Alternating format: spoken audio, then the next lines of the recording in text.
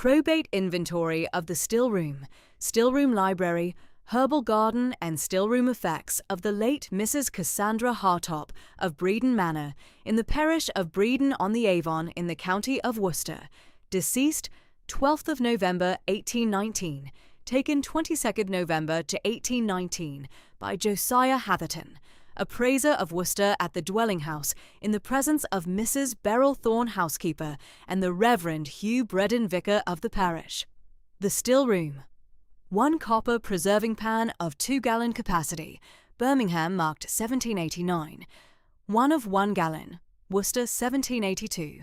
1 of 3 pint, London 1799. 1 large glass alembic of 6 pint capacity for distillation, with brass condenser pipe and small copper receiving vessel. 1 set of 3 apothecary's scales, Worcester make 1807, with brass weights from 1/8 grain to 2 ounce. 1 mahogany spice cabinet of 24 drawers labelled in late Mrs. Hartop's careful hand. Meadowsweet, feverfew, marshmallow, valerian, lavender, rosemary, marshmallow root, foxglove, sealed and labelled 1 grain per ounce of tincture, taken by Mrs. Hartop's particular care. Hawthorn, elder, willow bark, comfrey, agrimony, melissa, betony, motherwort, woodruff, vervain, yarrow, southernwood, tansy, wormwood, mint, and angelica.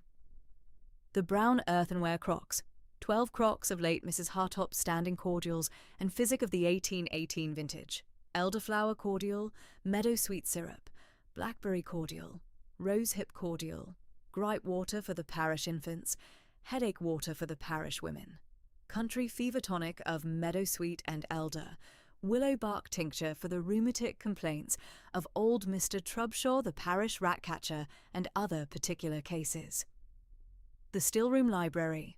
47 volumes, principally Mrs. Glass's Complete Housewife, a 1758 edition, Mrs. Cassandra Hartop's own great-grandmother, Mrs. Euphemia Breedon's small foolscap quarto stillroom book of 1742, bound in green calf, the founding country physic record of the Hartop household, Culpepper's English Physician, 1788 edition, Dr. William Withering's account of the foxglove, Birmingham 1785 edition, with Mrs. Hartop's careful pencil marginalia, Mrs. Withering's quarterly letters, 1814-1819 in a cloth-bound bundle. The Herbal Garden, the South Stillroom garden of half an acre between the south kitchen and the Avon orchard, planted in 18 herb beds, 1 per herb cabinet drawer, maintained in good country order at late Mrs. Hartop's standing instructions by Mr. Eckington Steward and his garden boy, Tom. Gross appraised value, £122, 4 shillings and 6pence. The whole stillroom effects to be devised under the will to the late Mrs. Hartop's goddaughter, Miss Diana Dunsterville, together with the dwelling house called Breedon Manor. Signed at Breedon Manor this 22nd day of November 1819, Josiah Hatherton, appraiser. Witnesses, Beryl Thorne, housekeeper, Hugh Breedon, vicar. The inventory lay flat upon the green baize, at the long oak writing table in Mr. Sanford's chambers, at the first floor front room of No. 11 Foregate Street, Worcester. The clear, pale yellow Tuesday morning of the 4th of January 1820 stood at the south-facing sash, and laid a warm winter light across the green baize, the 2 sheets of the inventory, the silver inkstand, and the russet leather blotter at Mr. Sanford's right elbow. The Worcester clock at St. Nicholas's struck the 10:15 as Mr. Sanford laid the second sheet beside the first. Miss Diana Dunsterville sat at the chair set out for her. She was gentle upright of figure at 5'5", her soft, warm chestnut hair pinned smooth at the nape under a plum-ribboned net. Her warm hazel eyes, the colour of Worcestershire honey at the autumn close, rested upon the second sheet at the foxglove cabinet drawer entry. The plum and cream half-mourning gown for her late father was clean at the white linen collar, the cuffs turned back once at the writing hand. At her left hand, upon the green baize, was her own green calf foolscap quarto still-room book, her companion of these 10 years past, kept in her own hand, opened for particular reference at the meadow-sweet syrup page she had set the brass marker in at the Pershore parlour still-room table that morning. She had been at the parlour still-room table at her widowed mother's cottage at 9 that morning, brewing meadow-sweet tea for her mother's spring headache, when the cook brought in Mr. Sandford's letter at the enamel tray. The earthen pot stood at the table edge, with the meadow-sweet steeping at the 4 grain per ounce her grandmother Mrs. Breeden had set in the 1788 book. Her green calf foolscap quarto lay open at the meadow-sweet syrup page. Diana read Mr. Sandford's note, set the meadow-sweet at the cool window ledge for her mother's waking, took up her grey cloak and her book, and walked the lane to the 9:30 chaise for Worcester. She read the foxglove cabinet drawer entry through a second time at Mr. Sandford's writing table, and then a third. The pale yellow Worcester morning kept at the sash. The St. Nicholas clock struck the 10:30. "Mr. Sandford," said Diana in her warm voice, looking up from the inventory at the kind grey eyes behind the small spectacles, "I had not, until this morning, known any country herbalist of the Vale of Evesham, besides myself, who kept the foxglove at 1 grain per ounce. My late godmother kept the same proportion." Mr. Sandford, who was thin silver-grey hair, kind grey eyes behind small spectacles, plain black superfine, observed Diana with a moment of kind, attentive surprise. He had been Mrs. Hartop's solicitor these 21 years, and had read the foxglove entry through at the Worcester probate office without particular comprehension. He laid his thin hand gentle on the russet blotter. "My dear Miss Dunsterville," said Mr. Sandford, "your late godmother had kept the parish physic at Breeden on the Avon these 32 years, since 1787, when she came to Breeden Manor as Mr. Hartop's bride. The Vale of Evesham knew her work very particular. I had not myself the knowledge to read the note at the foxglove cabinet at its right value, but I am glad you have. It is a physic bond I had not known of." "It is, sir," said Diana gentle. Mr. Sandford drew the second sheet an inch towards him and laid his hand at the foot of the inventory. He took the breath of a solicitor of 61, who had carried the Hartop papers these 21 years, and would lay them out now in plain terms. He acquainted Diana, in his level Worcester voice, of the particulars.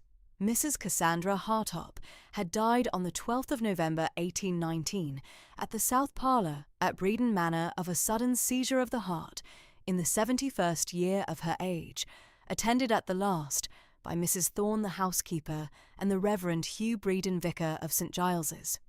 The Worcester apothecary, Mr. Felton Crowe, had been called at the 2:30 and had set down the cause of death upon his certificate as the late lady's own foxglove preparation taken in private at the South Parlour writing table. Mr. Sandford had been uneasy at the certificate. He had not the medical knowledge to contradict the apothecary in plain terms. He had laid the certificate beside the will at his chambers, and had not yet pressed Mr. Felton Crowe further. Dr. Stokes of Worcester, Dr. Withering's late protégé, had attended the post-mortem briefly on the morning of the 14th, but had not signed the final certificate, the matter having been left with Mr. Felton Crowe. The will had been executed on the 18th of August, 1819, at the South Stillroom writing table at Breeden Manor, in Mr. Sandford's own hand, witnessed by Mrs. Thorne and the Reverend Breeden. Probate had been granted at Doctors' Commons on the 29th of November, 1819. The whole of Mrs. Hartop's estate, Breeden Manor, the home pasture of 184 acres, £4,800 in the 3% consolidated annuities at the Bank of England, the 1742 Stillroom book, and the herbal garden, was devised to Miss Diana Dunsterville, her goddaughter, at the Pershore parsonage. Diana listened in warm composure. She kept her gentle, firm hands folded at the green baize beside the green calf foolscap quarto. The pale yellow Worcester morning kept at the sash. When Mr. Sandford had set down the last particular, She drew one mild, even breath, and laid her warm hazel eyes gentle upon his kind grey ones. "Mr. Sandford," said Diana in her warm voice, "I should be glad to come at the certificate matter a step further, if you will permit me." "My dear Miss Dunsterville," said Mr. Sandford, "you shall come at it the length you wish."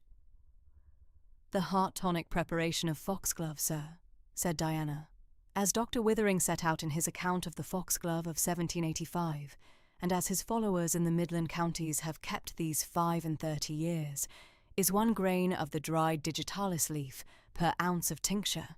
It is the proportion Mrs. Withering at Birmingham wrote to me at the quarter-day post of September. It is the proportion my godmother kept at her foxglove drawer at Breedon Manor, as the inventory shows, and it is the proportion I keep at the Pershore Stillroom table for the heart cases of the 3 farm families I have brewed for these 3 years. It is the country dose, it is not the deathly one. "And the apothecary's certificate, Miss Dunsterville?" said Mr. Sandford in level gravity.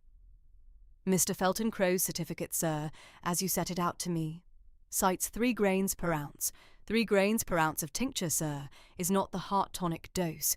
3 grains per ounce is the deathly one.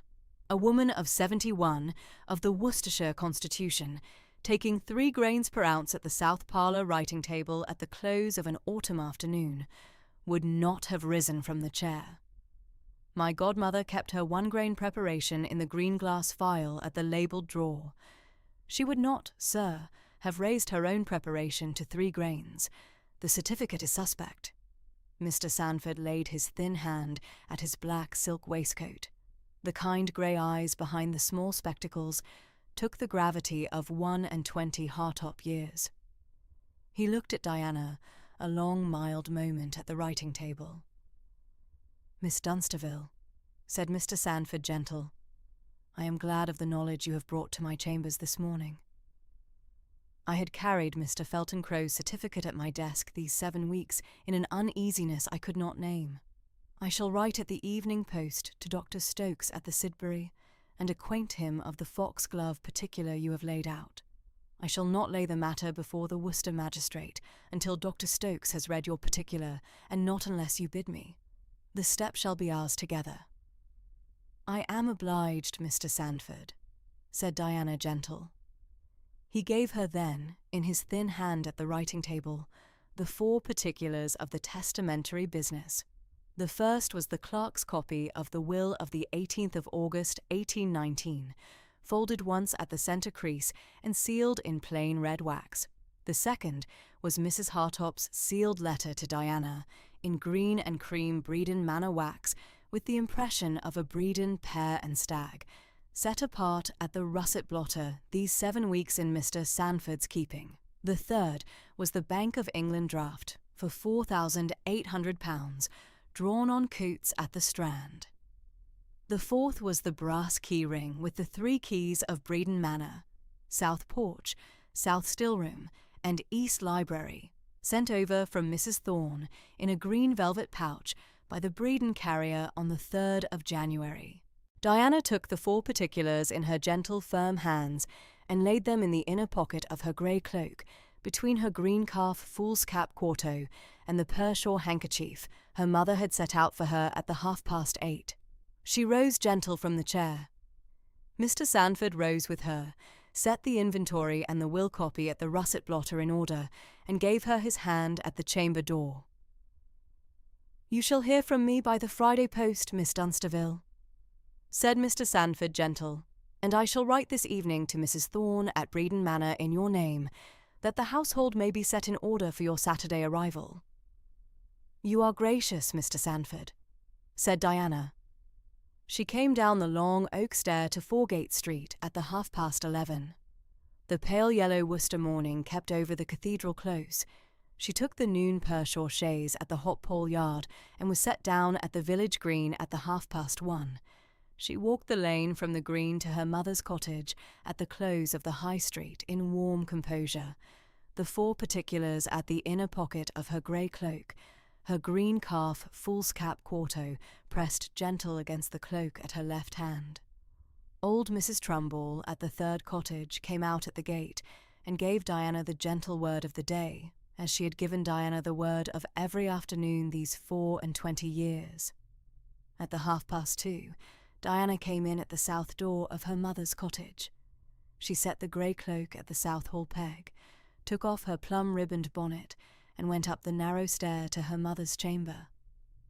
Mrs. Sarah Dunsterville, soft silver-grey hair under a fine lace cap, warm hazel eyes, slender 5'5", dove-grey silk, half mourning, lay at the pillow bolster asleep through the long spring headache.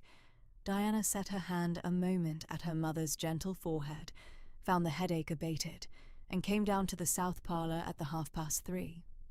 She drew out the 4 particulars from her grey cloak, and laid them at the parlour still-room table in the gentle south light of the leaded west window. The pale yellow veil of Evesham January afternoon kept over the orchard. The parlour clock at the south mantel struck the 3:30. She set the will copy at her left, the bank draft at her right, the brass key-ring upon the green baize between, and laid the sealed letter at the centre. Diana took up the ivory paper knife her late father had carried at the Peshawar vestry, slipped it under the wax with one even breath, and broke the seal gentle. The letter opened in a single sheet of cream Braden paper in the warm Worcestershire hand of Mrs. Cassandra Hartop. Breedon Manor, the 18th day of August 1819, at the south still-room writing table in the warm late summer Worcestershire afternoon. My 28 crocks of standing cordials banked along the south wall at my left hand, my green calf 1742 still-room book of my own grandmother Mrs. Euphemia Breedon at the writing table at my right. To Miss Diana Dunsterville, only surviving daughter of my dear country friend, Mrs. Sarah Dunsterville, née Breydon of the parsonage at Pershore. My dear goddaughter, I write the small letter that an old Worcestershire countrywoman of 71 years has been writing in her own quiet for the long 12-month past. I leave you Breydon Manor and the small still-room and the herbal garden, and I leave you my grandmother's 1742 still-room book, which I had thought to bring you at the parsonage one warm Pershore afternoon, and had not, in 27 years, the country courage to bring. I ask in turn only that you continue the country physic at the Breedon village in my place. The parish wants the small, careful herbalist it has been used to for 32 years past.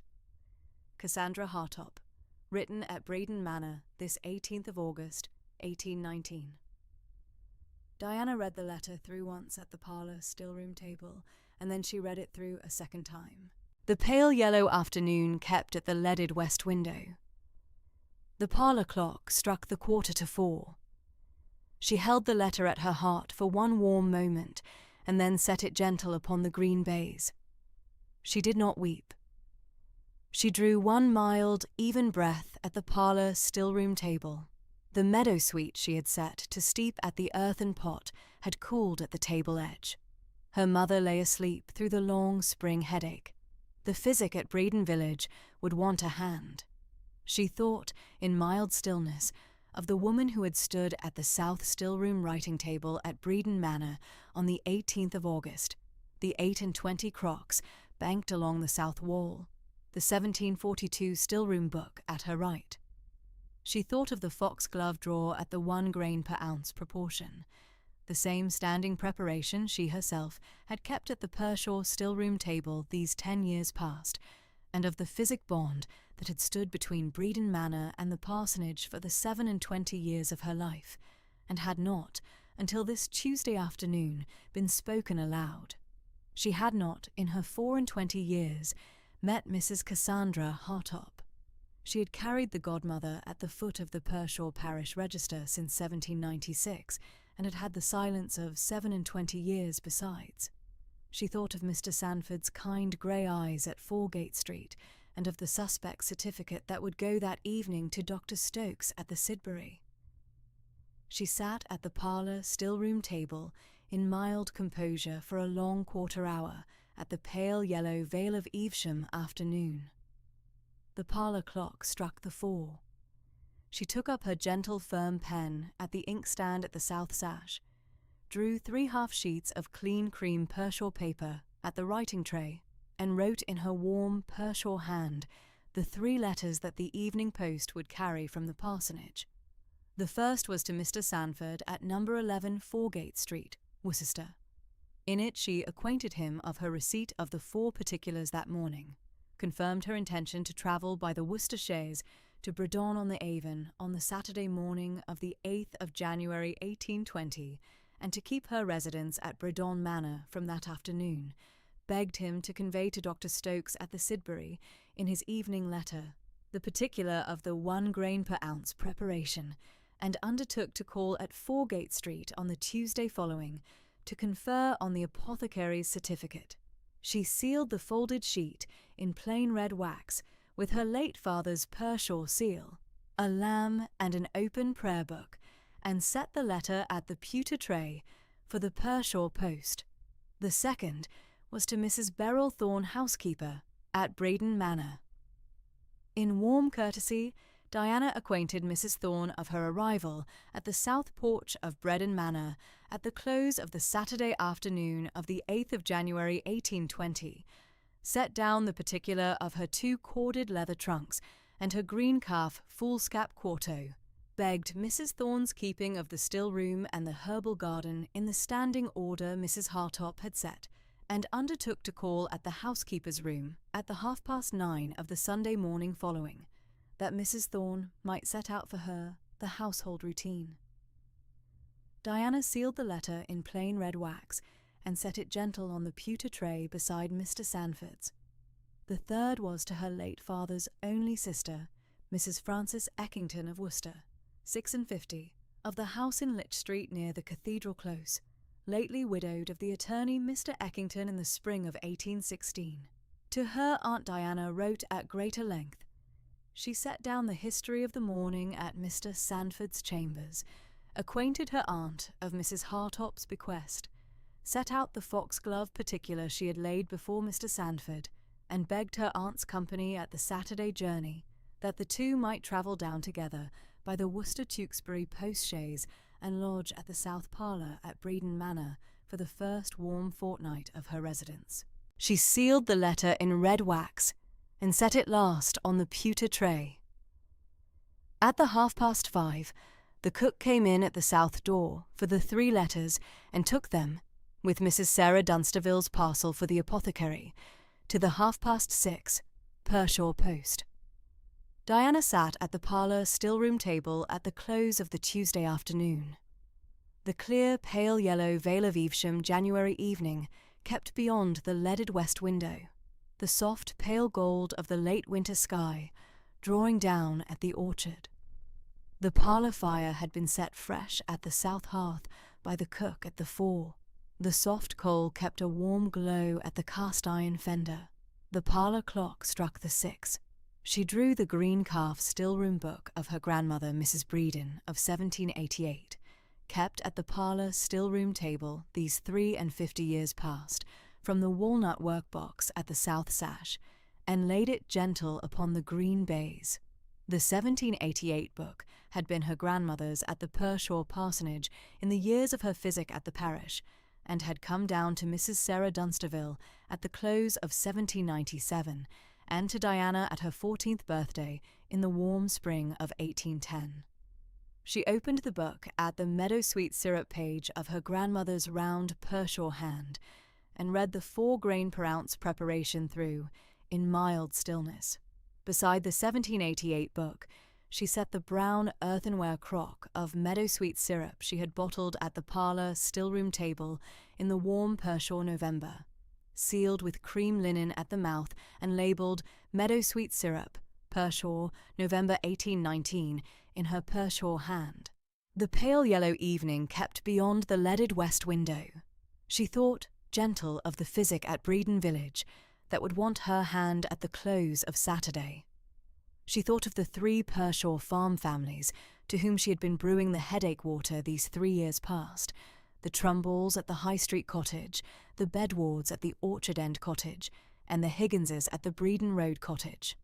She would walk the Pershore village in the morning, and take her leave of the 3 farm families, and set out for each the 4 grain per ounce preparation she had kept for them these 3 years, and the name of the new herbalist, Miss Mary Bedward, whom Diana had been instructing at the parlour stillroom table these 18 months past.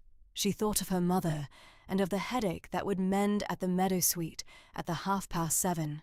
She thought of Mrs. Cassandra Hartop at the south stillroom writing table on the 18th of August. She thought of the foxglove drawer at the 1 grain per ounce proportion. She drew one mild, even breath. The parlour clock struck the 6:15. She rose gentle from the parlour stillroom table.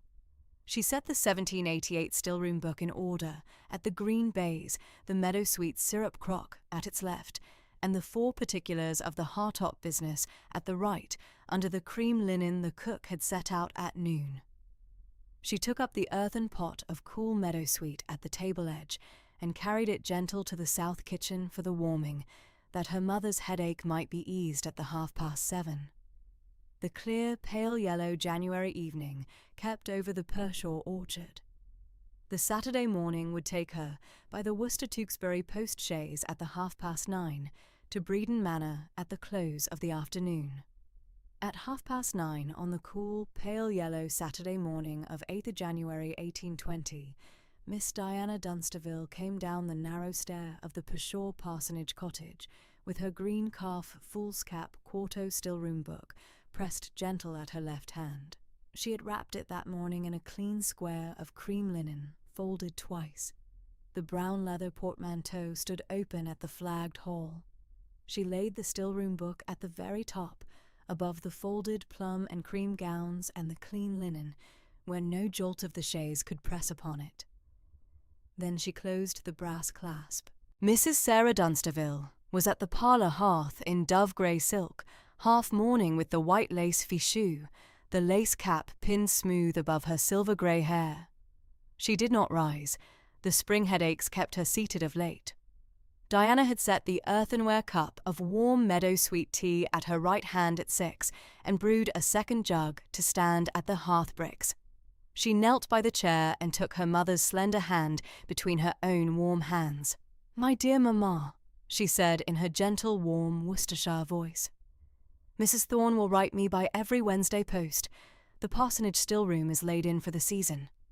The meadow-sweet syrup is at the brown crock on the left of the spice shelf, the elderflower at the right.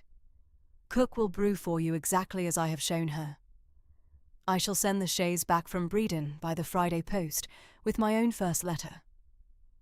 Her mother's warm hazel eyes were grave at her in steady composure. "My dear good girl," she said quietly, "go to Breedon Manor with my whole blessing. Your godmother loved your dear father, and loved me, and loved you above any earthly creature these 27 years past. Go and keep her house exactly as she kept it, and her stillroom garden, and her quiet physic at the parish school. Mrs. Bagshaw at the next cottage looks in upon me by every morning. Write me by every Friday post, and I am content." Diana pressed her mother's hand and stood up. She did not weep. She had wept the half-mourning tears at her father's grave 5 years past, and had been at her mother's side through the 5 years since, and on this cool, pale yellow Saturday morning she stood at the cottage door with the portmanteau at the flagstones beside her. The chaise stood at the lane, the postboy at the bridle of the off-horse, the cold January light pale at the Honeystone Pershaw cottages and at the parish church spire above. She took her dark brown beaver bonnet from the hall peg and tied the cream ribbons at her chin. She drew her plum-wool travelling cloak about her shoulders.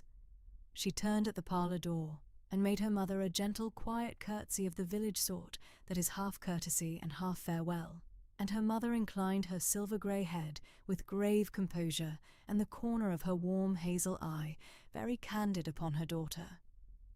Then Diana went out, and the postboy handed her into the chaise. He stowed the portmanteau at the boot. Diana set the stillroom book in its cream linen at the cushion at her left, where her gloved hand could rest at it through the journey. The chaise drew away at 20 minutes before 10. and Diana looked once back through the oval glass at her mother's dove-grey figure at the parlour window, the lace cap pale against the warm honeystone of the cottage front, the soft silver-grey hair very dear to her. Then she turned her warm hazel eyes forward. The Pershaw lane ran out under the leafless January elms, and the chaise jolted gentle over the frozen ruts. The vale of Evesham Road lay before her, the soft, pale fields opening south and west, the river Avon a thin grey-silver ribbon at the meadow bottoms, the leafless orchards standing in their winter quiet upon either hand. She did not read upon the journey. She kept her hand at the cream linen wrapping of the Stillroom book and watched the fields. They were at the Talbot at Tewkesbury by 11:30. Diana went into the inn parlour with the leaded south casement and took a quiet breakfast of warm bread and butter and cold ham and a cup of weak tea. She was 40 minutes at the Talbot. She did not speak above the necessary courtesy to the inn-maid.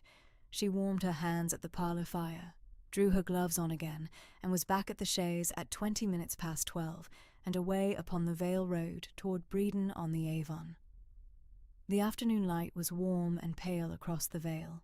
The chaise passed the Honeystone hamlets in their winter order, and at 3 o'clock the post-boys turned off the Bredon village street and in at the south carriage drive between two old yew hedges and up the gentle curving sweep of pale gravel. Diana sat upright and brought her warm hazel eyes to the oval window.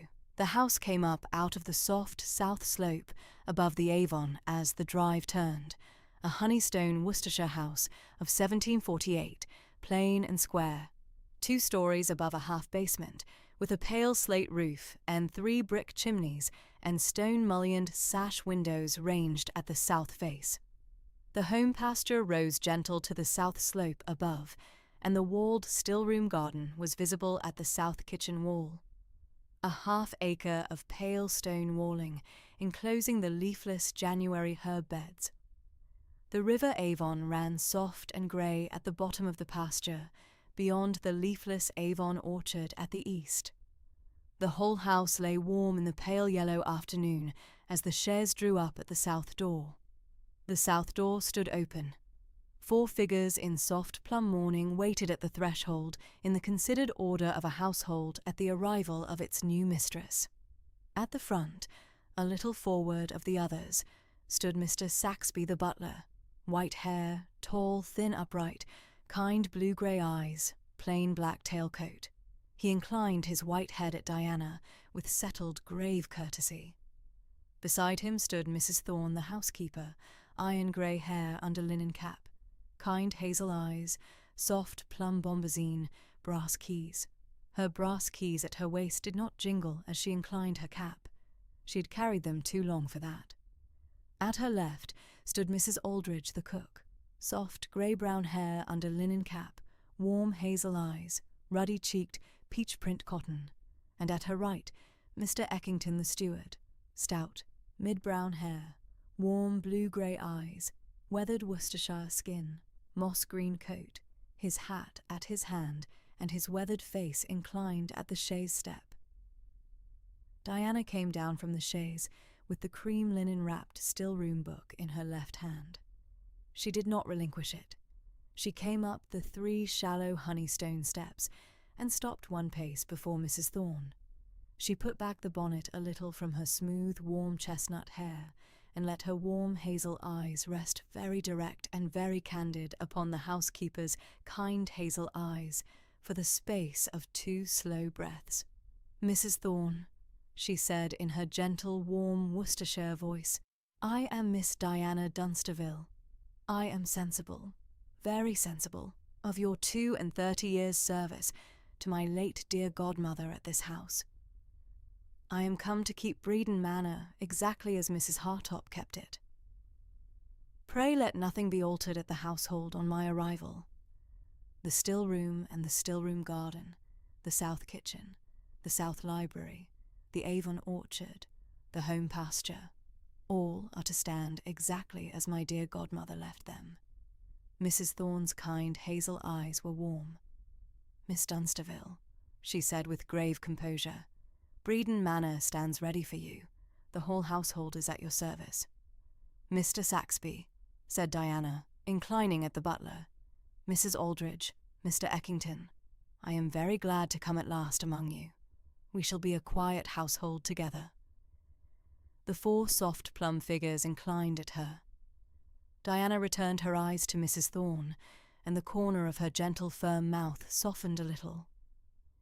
"Mrs. Thorne," she said, "might I be taken first to the still-room before the South Library?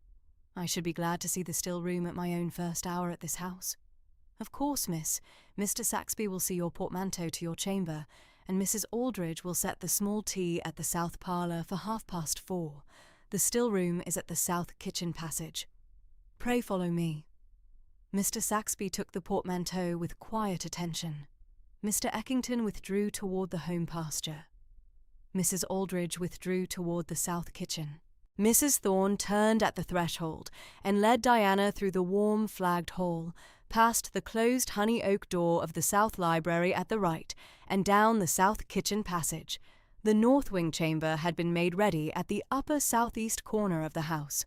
A warm bedchamber of pale honey walls, and a honey oak press, and a soft plum coverlet, with a south casement looking out upon the home pasture. Mrs. Hartop's apartments at the southwest corner were kept closed by Mrs. Thorne's order. The keys laid at the brass tray at the housekeeper's room, the soft plum hangings drawn, the door locked. It was 3:30 when Mrs. Thorne drew the latch of the still-room door.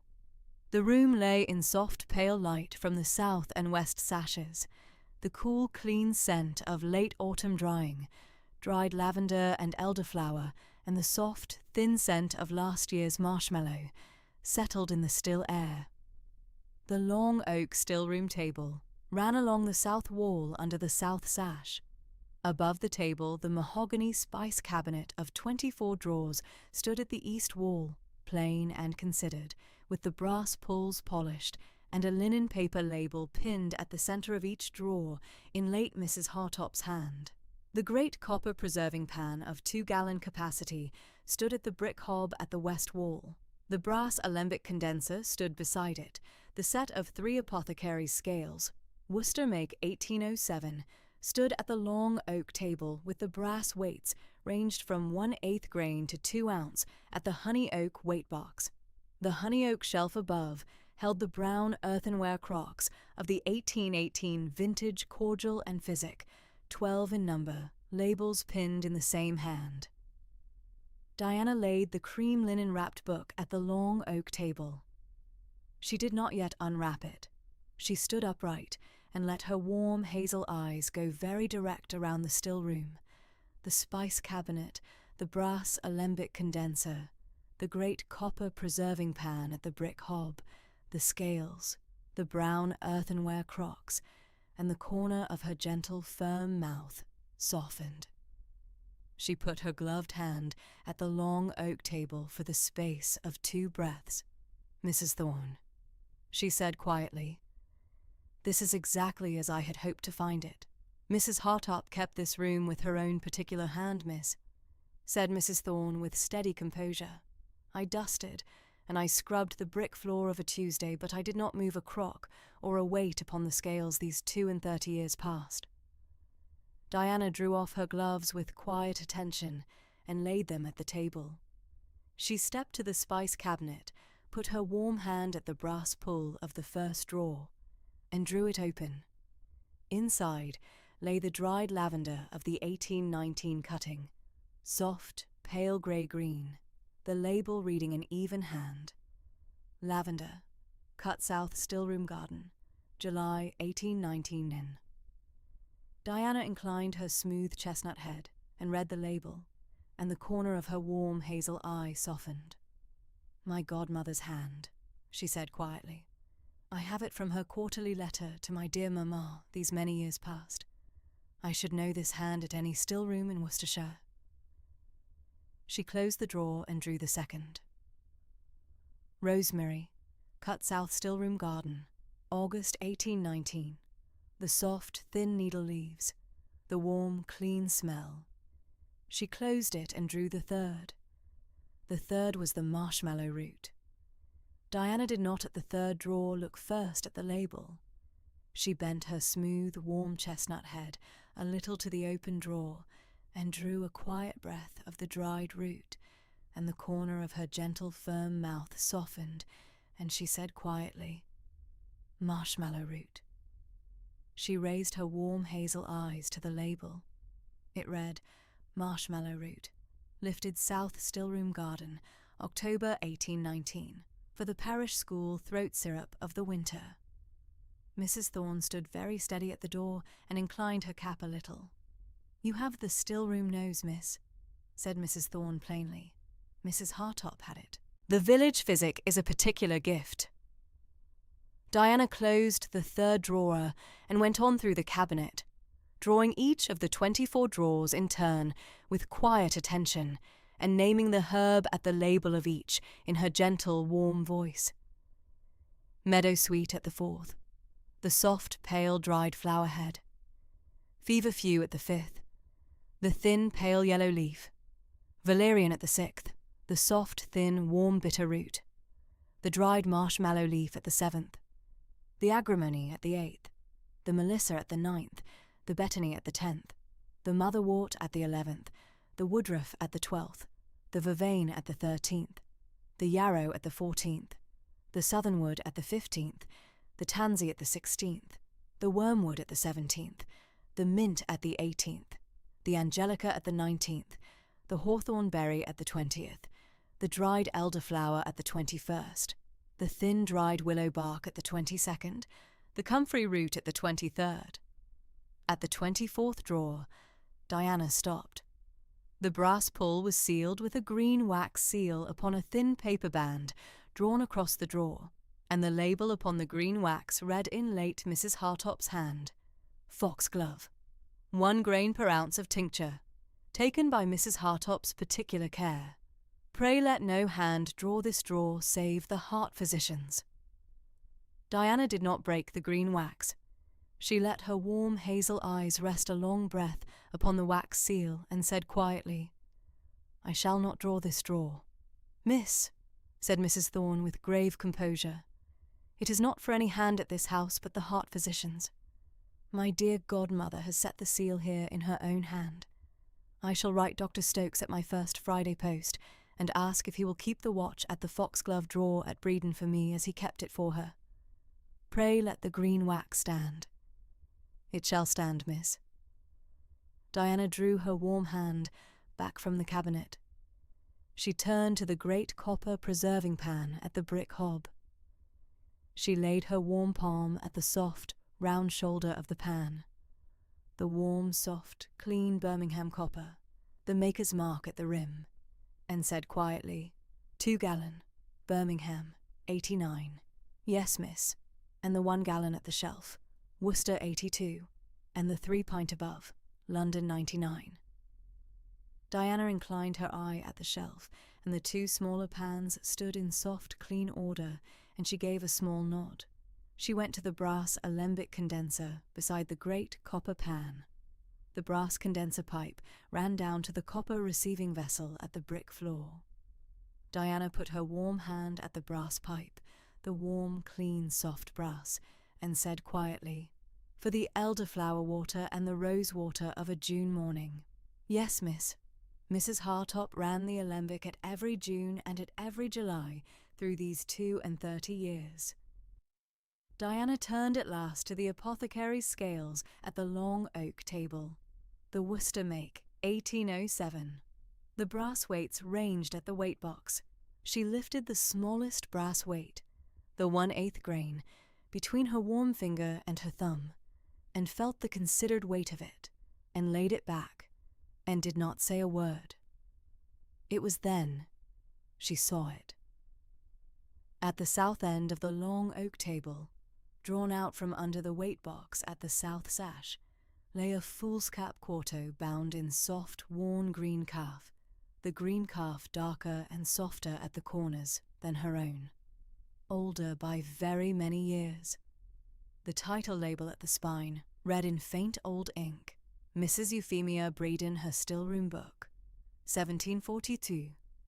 Diana laid her warm hand gentle at the soft, worn green calf for a long breath. Then she drew the foolscap quarto across the table, opened it at the ribbon marker at the centre, and sat down at the honey oak chair. "Mrs. Thorne," she said, "pray sit at the stool at the south sash. I should be glad to read 3 pages aloud to you." Mrs. Thorne came to the stool and sat with her brass keys at her plum bombazine lap and inclined her cap.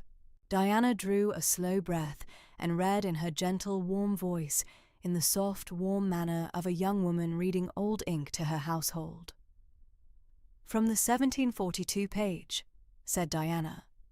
"To make an elderflower cordial of the village sort, take of the fresh elderflower of a clear June morning 2 pounds, of white sugar 1 pound and a half, of the small clear water of the parish well 3 quarts, of the rind of 1 small lemon, thin pared.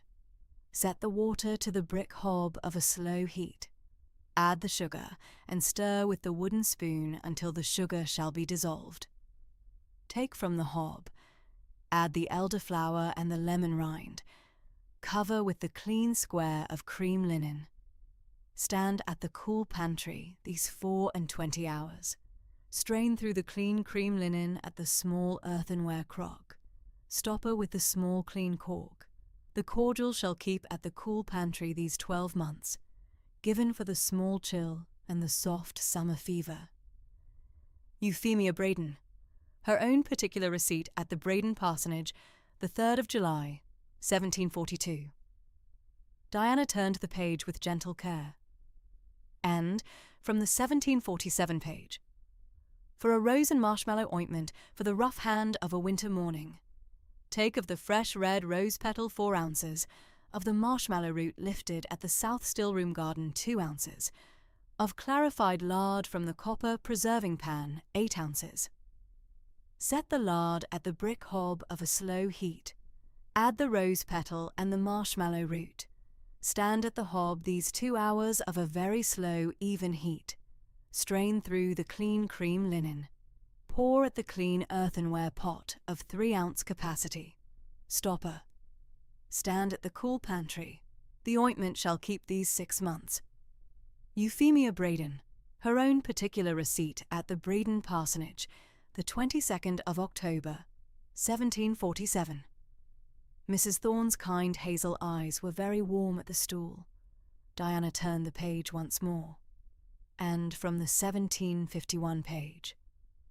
For a parish school headache water of the gentle sort, taken at the first sign of headache of a parish school morning. Take of the dry feverfew leaf, 1/4 ounce, of the dried lavender, 1/4 ounce, of the clear water of the parish well, 1 pint. Set the water at the brick hob of a slow heat. Add the feverfew and the lavender. Stand at the hob these 20 minutes of a very slow, even heat. Strain through the clean cream linen at the earthenware jug of 1 pint capacity. Stopper.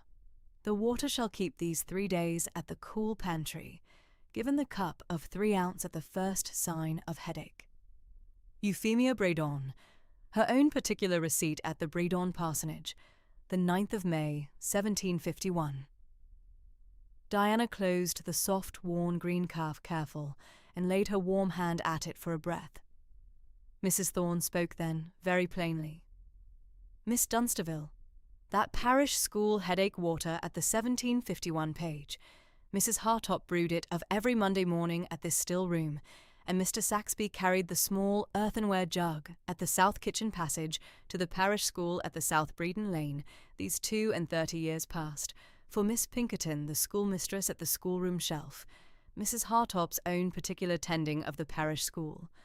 Then I shall brew it of every Monday morning at this still room myself," said Diana quietly, "and Mr. Saxby shall carry the jug to the parish school exactly as he carried it for my dear godmother." "Yes, miss." The light at the south sash was the warm, pale yellow light of a January afternoon at 4. Mrs. Thorne rose careful from the stool. Diana laid the soft, worn green calf careful at the south end of the table, drew her own cream linen-wrapped green calf foolscap quarto out and laid the two still-room books side by side. The 1742 book of Euphemia Breeden and her own. Then she turned her warm hazel eyes a little upon Mrs. Thorne, and the corner of her gentle firm mouth softened. "Mrs. Thorne, I am settled at this still room. Pray let Mrs. Aldridge bring the small tea to the south parlour now. I shall come at 4:30.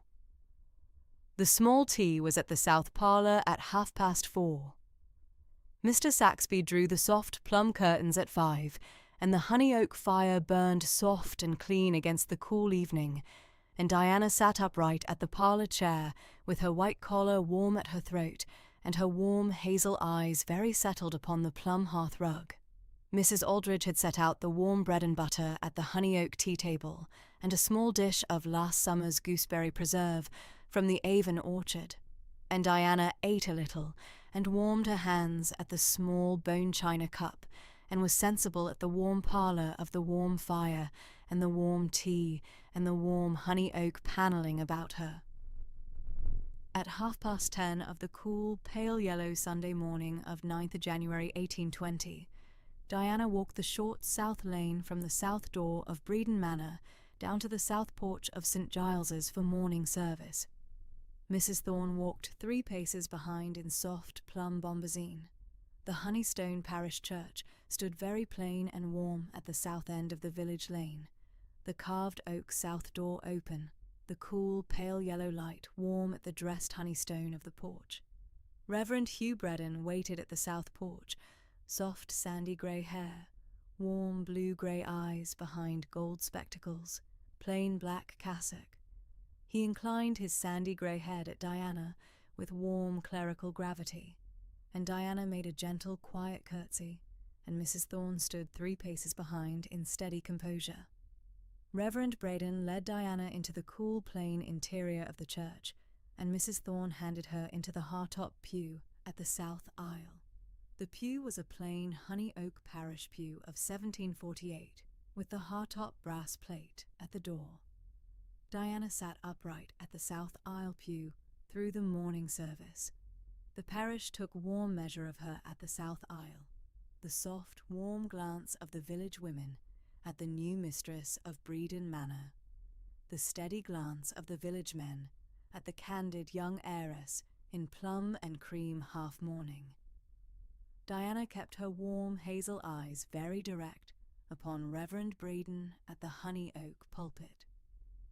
She did not turn her head. The reading was at the soft gentleness of the parable of the sower, and Reverend Breeden spoke the sermon of 15 minutes in his warm Worcestershire voice, and Diana kept her gentle firm mouth at the level composure of half-mourning. At 10 of the cool, pale yellow Monday morning of 10th January 1820, Diana walked out at the south door with Mr. Eckington at her left. Mr. Eckington had the plain plan of the estate at a clean roll of cartridge paper at his hand. He walked Diana the home pasture south of the south kitchen first, the gentle south slope rising to the soft Worcestershire ridge above the Avon, and named the particulars in his warm Worcestershire voice.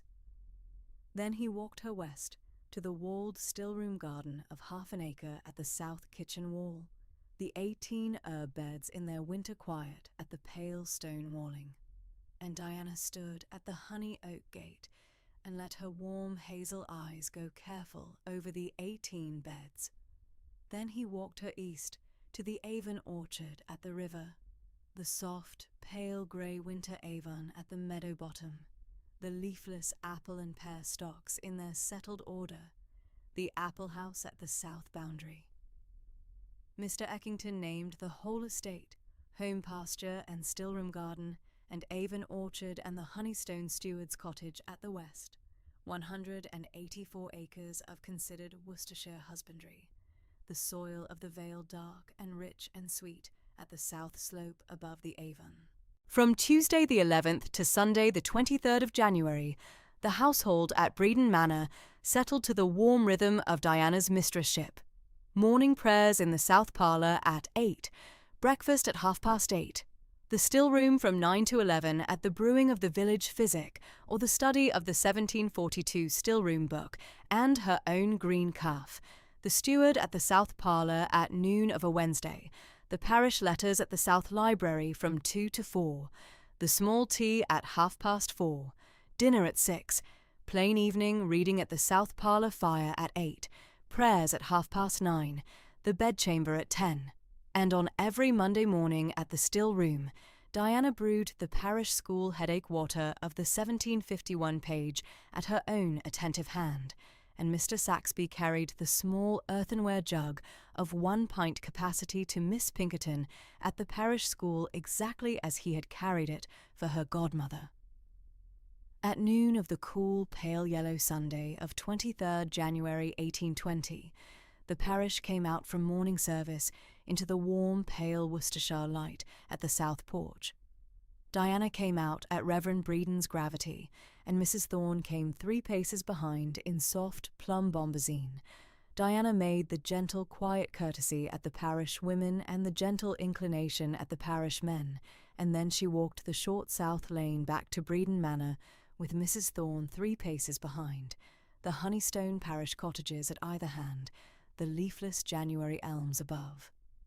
At the south door of Breeden Manor she stopped and turned, and she looked south across the vale of Evesham at the warm, pale yellow Avon afternoon, the soft Worcestershire ridge of Breeden Hill rising gentle behind her, the soft, pale grey silver Avon running careful at the meadow bottoms below, the leafless orchards of the vale standing in their winter quiet at either hand of the river, the warm, pale yellow afternoon light very candid at the honeystone of the south door, the air sweet with the cold, faint scent of wood smoke from the village chimneys.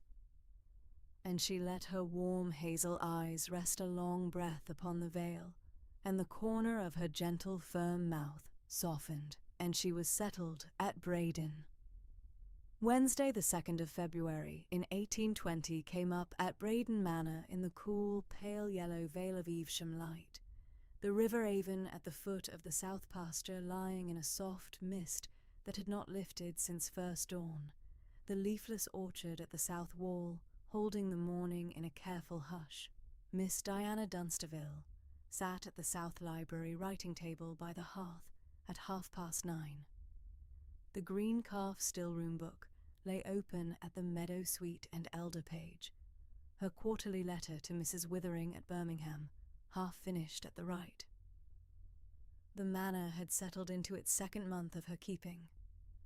Mrs. Thorne was at the Stillroom beyond, Mr. Saxby at the South Hall, Mr. Eckington at the home pasture.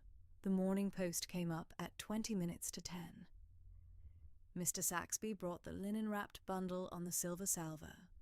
3 letters, 1 from her widowed mother, Mrs. Sarah Dunsterville at Pershore, 1 from Reverend Breeden at the parsonage on a parish matter of the school subscription, and 1 folded longer and heavier than the rest, sealed in dark red wax and addressed in a sharp Worcester clerk's hand to Miss Diana Dunsterville, Breeden Manor, by Breeden on the Avon, in the county of Worcester.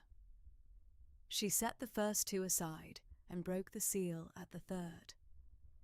It was an apothecary's letter under solicitor's cover from a Mr. Hatfield of Steep Hill, Worcester, acting, it said, for his client, Mr. Felton Crowe, apothecary of Foregate Street.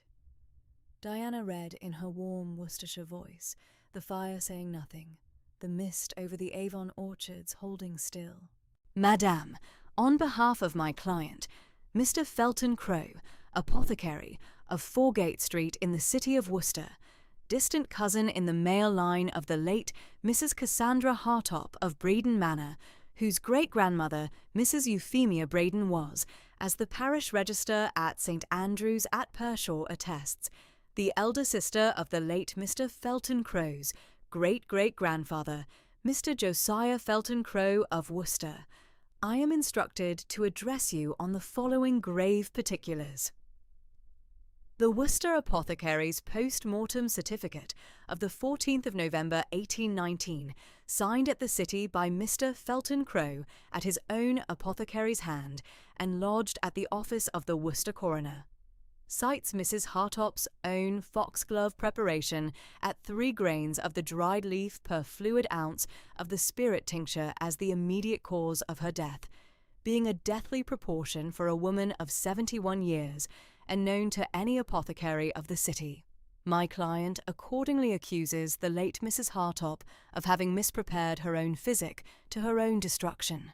He holds in consequence that the late Mrs. Hartop's bequest of the dwelling house called Breedon Manor, with the home pasture, still room, and still room effects to yourself, her goddaughter is tainted by the deceased's fraudulent self-medication, and that the Worcestershire inheritance ought at law and at the equity of the Worcester Court of Probate to pass to my client as next collateral kin in the male line.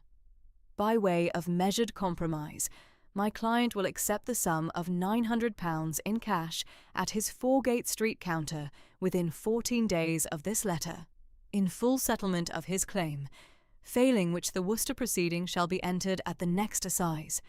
I am, Madame, your obedient servant, Aloysius Hatfield, Solicitor, Steep Hill, Worcester. Diana read it once and set it down. The hearth said nothing. She read it the second time, slow, the warm Worcestershire voice taking each phrase careful. Tainted by the deceased's fraudulent self-medication. 3 grains of the dried leaf per fluid ounce. Deathly proportion for a woman of 71 years. She set the letter at the green baize and folded her hands at her lap, a careful moment. The morning held still.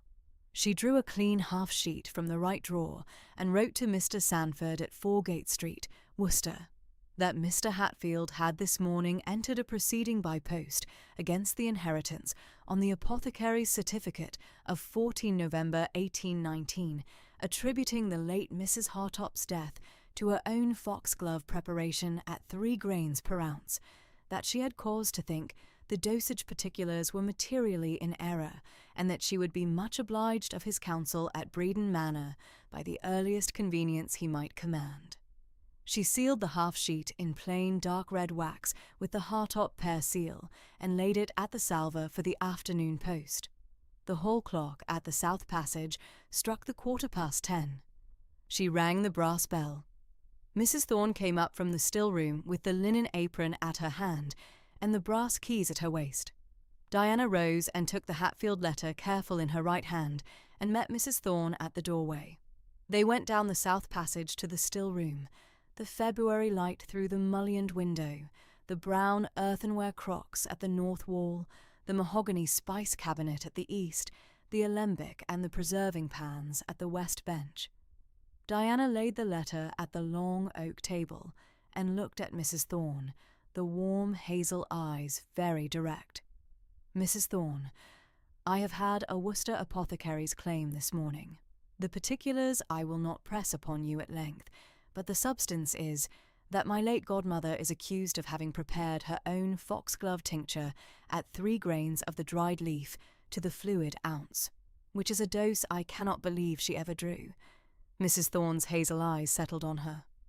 Miss Dunsterville, I was at the bedside of Mrs. Hartop at her physic on the evening of the 11th of November last. The preparation was as it had been these 38 years past. I should know it by sight at the bottle and by the written note Mrs. Hartop set at it. The dose was 1 grain to the ounce. It has not been other in my time. I will witness for you at any court at the country. Thank you, Mrs. Thorne, Diana said. I should be obliged at the foxglove drawer at this hour. The green wax I myself shall break, at your witness. She crossed to the mahogany spice cabinet of 24 drawers and laid her hand at the brass pull. The drawer was sealed at its lip with a round of plain green wax, no impression, set there by Mr. Hatherton Appraiser at the inventory of the 22nd of November 1819 and signed at the underside in pencil, at which seal Mrs. Thorne had set her own initial at witness. Diana took the folding knife from the table and broke the wax at one clean stroke. She drew the drawer. Within, Mrs. Hartop's round paper label at the inner face. 1 grain per ounce of tincture, taken by Mrs. Hartop's particular care. In the late godmother's upright hand, the dried foxglove leaves stored in cool linen in good condition, the colour kept and the leaf careful, and at the right-hand corner, a linen-wrapped bottle of the spirit tincture, half full at the green glass, the label fixed at the neck, reading Tincture of Foxglove for the Heart, 1 grain per ounce, prepared at Breedon Manor, 14th October, 1819, Cassandra Hartop. Folded at the side of the bottle in clean linen was a careful preparation note in Mrs. Hartop's hand, dated 11 November 1819. This evening at the hour of 9:30, I took of the tincture of foxglove 1 teaspoon by my own careful measure at Mrs. Thorne's witness at the bedside, the heart tonic dose at my preparation of 1 grain per ounce. C. Hartop. Diana stood a long breath at the open drawer. Mrs. Thorne stood at the corner of the table, the brass keys saying nothing. It is as I had thought, Mrs. Thorne. Diana's warm Worcestershire voice held careful. 1 grain per ounce, the withering proportion at the heart tonic. 1 teaspoon of such tincture is not a deathly measure for a woman of 71, and my godmother's own hand at the preparation note records the dose at your witness. She took up the linen-wrapped bottle, the cabinet label, and the preparation note.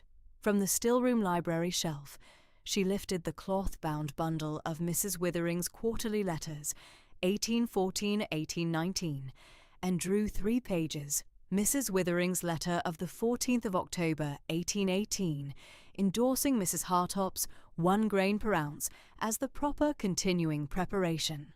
Mrs. Hartop's drafted reply of the 2nd of November, 1818 at the same, and Mrs. Withering's confirmation of the 3rd of December, 1818. The Worcester court would want them. She laid the 3 pages with the bottle and the label and the preparation note. Mrs. Thorne, I shall take these 4 things to the South Library and lay them at the writing table. The drawer I shall close, and the foxglove leaves remain in the cool linen as they are. I shall not seal it again until Mr. Sandford has seen what we have seen. Will you witness this at your hand? Mrs. Thorne inclined her head. I will, Miss Dunsterville. The drawer is at your evidence. Diana carried the gathering back along the south passage to the South Library and laid it careful at the writing table. She drew up the stool and wrote at once, before the afternoon post should go. To Dr. Stokes of Worcester, Dr. Withering's late protégé, the parish doctor who had attended at Mrs. Hartop's post-mortem of the 13th of November 1819, and not signed the certificate over, at his house in High Street, Worcester. The letter took her a careful quarter hour. Sir, I write at the matter of my late godmother, Mrs. Cassandra Hartop of Breedon Manor, at whose post-mortem of the 13th of November last you were in attendance. I am informed by a Worcester apothecary's letter of this morning, under solicitor's cover from Mr. Hatfield of Steep Hill, that Mr. Felton Crow, apothecary of Foregate Street, has lodged a certificate at the Worcester coroner, attributing my godmother's death to her own foxglove preparation at 3 grains of the dried leaf per fluid ounce. I have this hour drawn from the still room my godmother's foxglove bottle, her cabinet label, her own preparation note of the evening of the 11th of November 1819 at Mrs. Thorne's witness, and 3 pages of her withering correspondence of October, November, December 1818, all of which establish her preparation at 1 grain per ounce, not 3. I should be very much obliged of your professional examination of these particulars at Breedon Manor at your earliest convenience. I am, sir, your obedient servant, Diana Dunsterville. She sealed the letter at the Hartop pear seal and laid it with the morning's letter to Mr. Sandford at the Salver. The afternoon post would carry both at 2:30. Diana looked careful at the gathering of evidence laid at the green baize, the bottle in its linen, the cabinet label, the preparation note in her godmother's hand, the 3 pages of the withering letters. She crossed to the hearth and warmed her hands a moment, and breathed once, slow. The Worcestershire afternoon held careful. Friday the 4th of February came up cool and pale. Mr. Sanford's hired Worcester post-chaise turned in at the South Drive at 3. He came up at the south door, with his leather case in his hand. Mr. Saxby brought him through to the South Library, where Diana stood at the writing table. Mr. Sanford set the case down and took the Hatfield letter careful from Diana's hand. He read it once, his grey eyes very level behind the spectacles, and read it the second time. He set it down. Miss Dunsterville, the claim at the cover is at law indefensible in itself. Mr. Felton Crowe has no near collateral standing under the will at the parish register's evidence, provided you can produce medical proof contradicting his apothecary's certificate. Without such proof, the Worcester Court of Probate will hear the certificate, and the will may yet be set aside upon the deceased's fraudulent self-medication. With such proof, the claim collapses at the equity entirely. His grey eyes settled at the green baize. And, what have you here? She showed him. The bottle in its linen, the cabinet label of the same proportion, Mrs. Hartop's preparation note of the 11th of November with the careful teaspoon recorded, the 3 pages of the withering correspondence endorsing the same. Mr. Sanford lifted each careful between finger and thumb. He set them back and considered a moment. Miss Dunsterville, the stillroom evidence is sound at every particular. The cabinet label and the bottle agree at 1 grain per ounce. The preparation note at the 11th of November agrees at the teaspoon at the heart tonic. Mrs. Thorne is a witness at the bedside. The withering correspondence at the year before establishes the proportion at Mrs. Withering's own endorsement. It is as careful a body of evidence as I have seen produced at any country probate matter in 30 years. But the Worcester Court will not overturn the apothecary's certificate upon lay evidence alone. We need a physician at the post-mortem who knew the deceased and the case. Dr. Stokes of Worcester, at his particular standing as the late Dr. Withering's protégé, would carry such an attestation. I had written to him at the afternoon post of Wednesday, Diana said. I expect him at Breedon Manor at the earliest convenience he might command. Mr. Sanford's grey eyes settled at her face a moment, and an inclination came at his head. Miss Dunsterville, you have anticipated the case at every part. Then we await Dr. Stokes. He drew out the draft schedule of the will and laid it at the green baize for the next half-hour, going at each clause with her. The Vale of Evesham February afternoon held still over the leafless orchards. Mr. Sanford stayed Friday night at Mrs. Aldridge's supper at the housekeeper's hall, rode out Saturday morning with Mr. Eckington to look at the home pasture and the south stillroom garden, and took the Worcester chaise back at noon. The Saturday post brought a reply from Dr. Stokes. He should be at Breedon Manor by Monday noon at the latest. Diana wrote the reply at the same post. Monday the 7th of February came up cool and bright. The Worcester chaise turned in at the South Drive at 3 minutes to noon.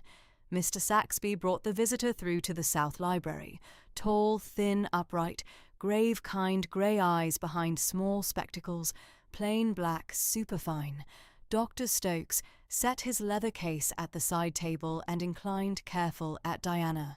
Miss Dunsterville, I attended at your godmother's case at Breedon Manor, and I had not signed the apothecary's certificate at the post-mortem of the 13th of November. I shall be very glad to attend at the particulars you have laid at the writing table. Diana inclined careful in return, and Mrs. Thorne came up from the still room to give the witness at the foxglove drawers condition. Dr. Stokes was at the gathering at the green baize, a careful 3/4 hour. He examined first the linen-wrapped bottle, holding it to the cool February light at the window, drawing the glass stopper and lifting the tincture once at a clean glass spoon, and looking at the colour and the clarity. He examined the cabinet label and the preparation note, his grey eyes level. He took up the 3 pages of the withering correspondence and read each, his thin finger moving at the margin. He turned at last to Diana and to Mr. Sandford, who had returned at the morning chaise to be at the attestation, and spoke. Miss Dunsterville, Mr. Sandford, the preparation at 1 grain of the dried leaf per fluid ounce of the spirit tincture is the withering heart tonic proportion, established by the late Dr. Withering of Birmingham at his 1785 account of the foxglove, and confirmed at the clinical practice of these 35 years. 1 teaspoon of such tincture taken at the hour of 9:30 on the evening of the 11th of November is well within the heart tonic measure, and would not be deathly to a woman of 71 years at a long-standing cardiac case. The Worcester apothecary's certificate at 3 grains per ounce is either an error of measurement at Mr. Felton Crow's apothecary, for which an apothecary at Foregate Street ought not to be excused, or a deliberate misrepresentation. I incline at the second. The true cause of your godmother's death at the post-mortem at which I myself attended on the 13th of November was the long-standing valvular disease of the heart, established at the careful auscultation at her own bedside these 8 years past, for which I had at October 1818 advised the London consultation at Dr. Bailey at Cavendish Square, which advice Mrs. Hartop at her Worcestershire steadiness had declined. The foxglove tincture at her 1 grain preparation had in fact prolonged her ladyship's life at this estate by upwards of 10 months at my professional judgment, and had not ended it. I shall write the medical attestation at this writing table at this afternoon. The cool, pale yellow February light at the south library window held still. Diana's warm hazel eyes settled a careful moment at the green baize, and her breath came soft. Mr. Sandford's grey eyes lifted at Dr. Stokes, and an inclination came at his head. Dr. Stokes drew up the chair at the south library writing table, and Diana set him careful at a clean half-sheet of foolscap and the inkstand. He wrote at the afternoon a formal medical attestation under his physician's hand, dated 7th of February 1820 at Breedon Manor, attesting at the substance he had given at the Green Baize, and signed it careful at the foot, Henry Stokes, Doctor of Medicine, Worcester, late protégé of Dr. William Withering of Birmingham, attending physician at the post-mortem of the late Mrs. Cassandra Hartop of Breedon Manor on the 13th of November 1819. Mr. Sandford took the attestation up at his leather case at 5:30, took his leave at the south door at 6, and rode the Worcester chaise out at the south drive at the February dusk to enter the attestation at the Worcester Court of Probate at that evening. Dr. Stokes stayed Monday night at Mrs. Aldridge's supper at the housekeeper's hall, and took the Worcester chaise back at Tuesday's noon. Diana wrote a note of thanks at the writing table that morning, and laid it at his hand at the south door, and inclined careful as the chaise pulled away at the south drive. The Vale of Evesham afternoon held still over the leafless Avon orchards. Friday the 11th of February came up cold and bright. The Morning Post brought Mr. Hatfield's reply at the cover of Steep Hill, Worcester, careful and sharp. Madame, notwithstanding the medical attestation of Dr. Stokes of Worcester lodged at the Court of Probate at the evening of the 7th instant, my client Mr. Felton Crow will press the claim at the Worcester Apothecary's certificate of the 14th of November 1819 at the next assize of the Worcester Court. The compromise of £900 at his Foregate Street counter remains at this hour open at the 14 days from the date of this letter. Aloysius Hatfield. Diana wrote a note to Mr. Sandford at the afternoon post. Mr. Sandford's reply came at the Saturday morning post. Miss Dunsterville, Mr. Hatfield's persistence at the certificate after the medical attestation is bad faith litigation at every plain measure. Mr. Felton Crow at his trade is overextended. I have grounds for confidence the proceeding cannot in fact be entered. I shall be at Breedon Manor at the first convenience of the next development. Worm, Sanford. She set the note at the wicker tray of correspondence and went at the still room at 11 of the morning to look at the brown earthenware crocks at the north wall and at the foxglove drawer, which Mrs. Thorne had now sealed at fresh plain green wax under Mr. Sanford's witness on Sunday afternoon, and breathed slow at the still-room light. The Worcestershire February held careful. Wednesday, the 16th of February, came up cold and pale. Mr. Saxby was at the South Hall at 11:20 of the morning when a hired Worcester chaise turned in at the South Drive without notice. Mr. Saxby looked once careful at Diana through the South Library doorway, and Diana inclined careful in return. The gentleman at the chaise stepped down at 11:30. Florid, sharp Worcester face, sandy hair oiled forward, primrose-stained waistcoat, town boots, and asked at Mr. Saxby in a sharp Worcester voice for Miss Dunsterville at her own house at no warning. Mr. Saxby took the gentleman's hat and showed him through to the south parlour. Diana sat at the upright country chair by the hearth. Mrs. Thorne sat at the corner chair, with her sewing frame at her lap as chaperone, the brass keys at her waist, saying nothing. Mr. Sanford had ridden up from Worcester at the morning's first chaise, and sat careful at the south parlour writing table with Dr. Stokes's medical attestation laid at the green baize at his left hand, and the half-full Hartop foxglove bottle in its linen at his right. Mr. Saxby took his place at the parlour doorway, the white hair careful and the kind blue-grey eyes level. The veil of Evesham February light came through the window. Mr. Felton Crow advanced 2 paces at the rug and stopped. He looked once at Mr. Sanford at the writing-table, once at the attestation at the green baize, once at the foxglove bottle in its linen at the right hand. The sharp Worcester face held a careful moment. He drew breath at a pretence of cordiality and inclined the sandy-oiled head at Diana. "Miss Dunsterville, I have come at the courtesy of a Worcester family connection to discuss the careful compromise at the inheritance." Diana did not rise. She did not lift her warm hazel eyes from a careful point at the rug apace before her chair. The February light at the parlour window held still. She drew one breath at the upright country chair and spoke, the warm Worcestershire voice level and without colour. "Mr. Felton Crow, you have my answer in one sentence. My late godmother, Mrs. Hartop, at her standing preparation of 1 grain per ounce of foxglove tincture, taken at 1 teaspoon by Mrs. Thorne's witness at the bedside on the evening of the 11th of November, 1819, took the careful heart tonic dose that Dr. Withering of Birmingham himself recommended in the 1785 account of the foxglove, which dose Dr. Stokes of Worcester has this day at his medical attestation pronounced sound and not deathly to a woman of 71. Your Worcester apothecary's certificate's 3 grains per ounce is either an error of measurement or a deliberate misrepresentation, and the true cause of my late godmother's death is the long-standing valvular disease of the heart, for which she had refused Dr. Stokes's standing London consultation in October 1818.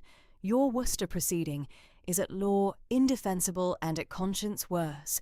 Mr. Saxby, this gentleman is leaving us. I wish him a measured journey back to Worcester." The February light at the window held very still.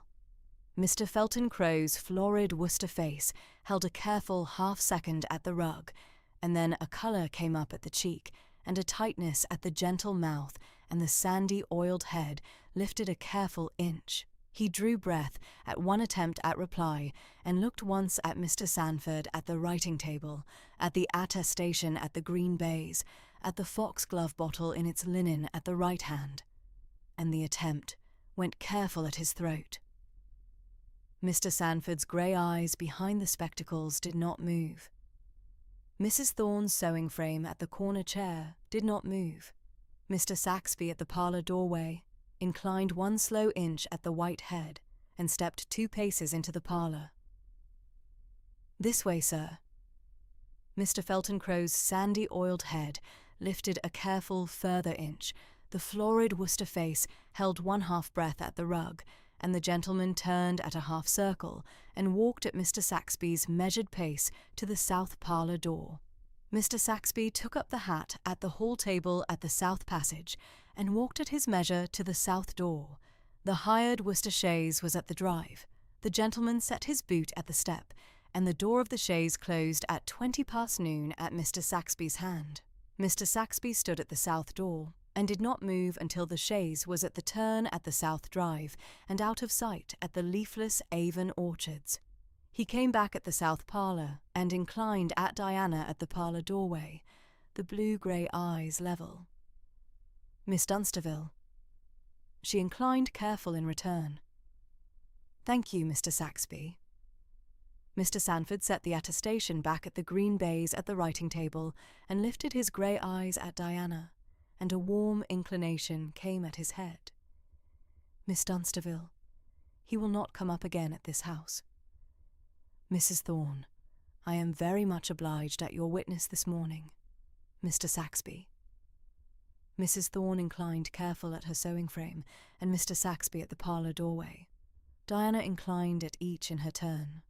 Mr. Sandford stayed the afternoon at the South Library, at Diana's luncheon at 1:30, and then at the careful conversation at the green baize. He had a further word at the substance. "Miss Dunsterville, at a particular matter of my professional inquiry I had at Worcester last week, Mr. Felton Crowe, at his Foregate Street apothecary trade, is overextended at the sum of £2,800, bills coming at the next quarter day, a careful default at the Worcester Clearing House already at 3 notes refused.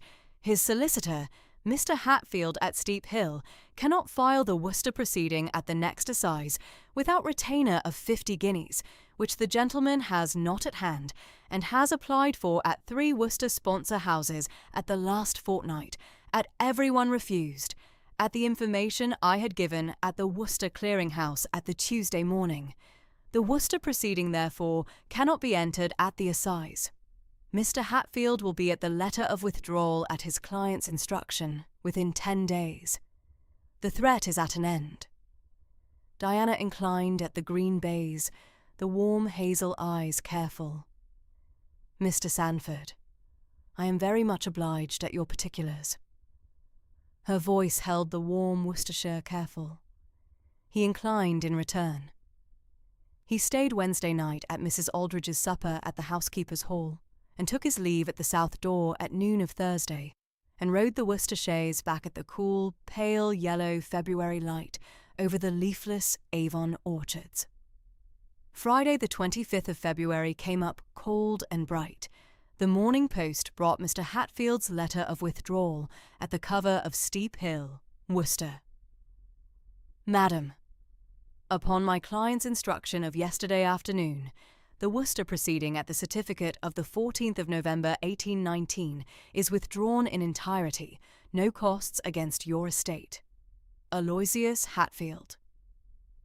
Diana read the single sentence twice at her warm Worcestershire voice at the South Library writing-table, and the second time her voice held an inclination at the close. Mr. Sandford had returned at the morning chaise to see the close, and took a careful sherry at the South Library at 11:30, and took his leave at the south door at noon to return to Worcester. Dr. Stokes had returned to Worcester at the Tuesday afternoon, following his attestation, and Diana had written the note of thanks at the same evening's post. The threat was at an end. Saturday, the 26th of February in 1820, came up at Breedon Manor in the careful Vale of Evesham light. Diana was at the South Library writing-table at 3:30 of the afternoon. The Hatfield withdrawal lay folded modest at her right elbow at the green baize. The 1742 Stillroom book lay open at the meadow sweet and elder page at her left. The gathering of evidence, the bottle in its linen, the cabinet label, the preparation note, the 3 pages of the withering correspondence, had been laid back at the foxglove drawer at the still-room at Tuesday afternoon, at Mrs. Thorne's witness, under fresh, plain green wax. The brass bell at the writing-table said nothing. She did not celebrate. She lifted no glass. She wrote no triumphant letter at the inkstand. She did not stand at the South Library window to look at the Avon orchards at a moment of satisfaction. The Worcestershire careful was at her throat, and at her warm hazel eyes, and at the soft breath at her bodice. She had not thought of victory at the writing table that afternoon. She had thought, careful, of her late godmother at the bedside on the evening of the 11th of November 1819, at Mrs. Thorne's witness, and at the 1 teaspoon of the tincture at 1 grain per ounce, and at the long-standing valvular case at Dr. Stokes's auscultation these 8 years past, and at the refusal of the London consultation at the cool October 1818, and at the 10 months of life prolonged at the withering preparation at her godmother's own particular care.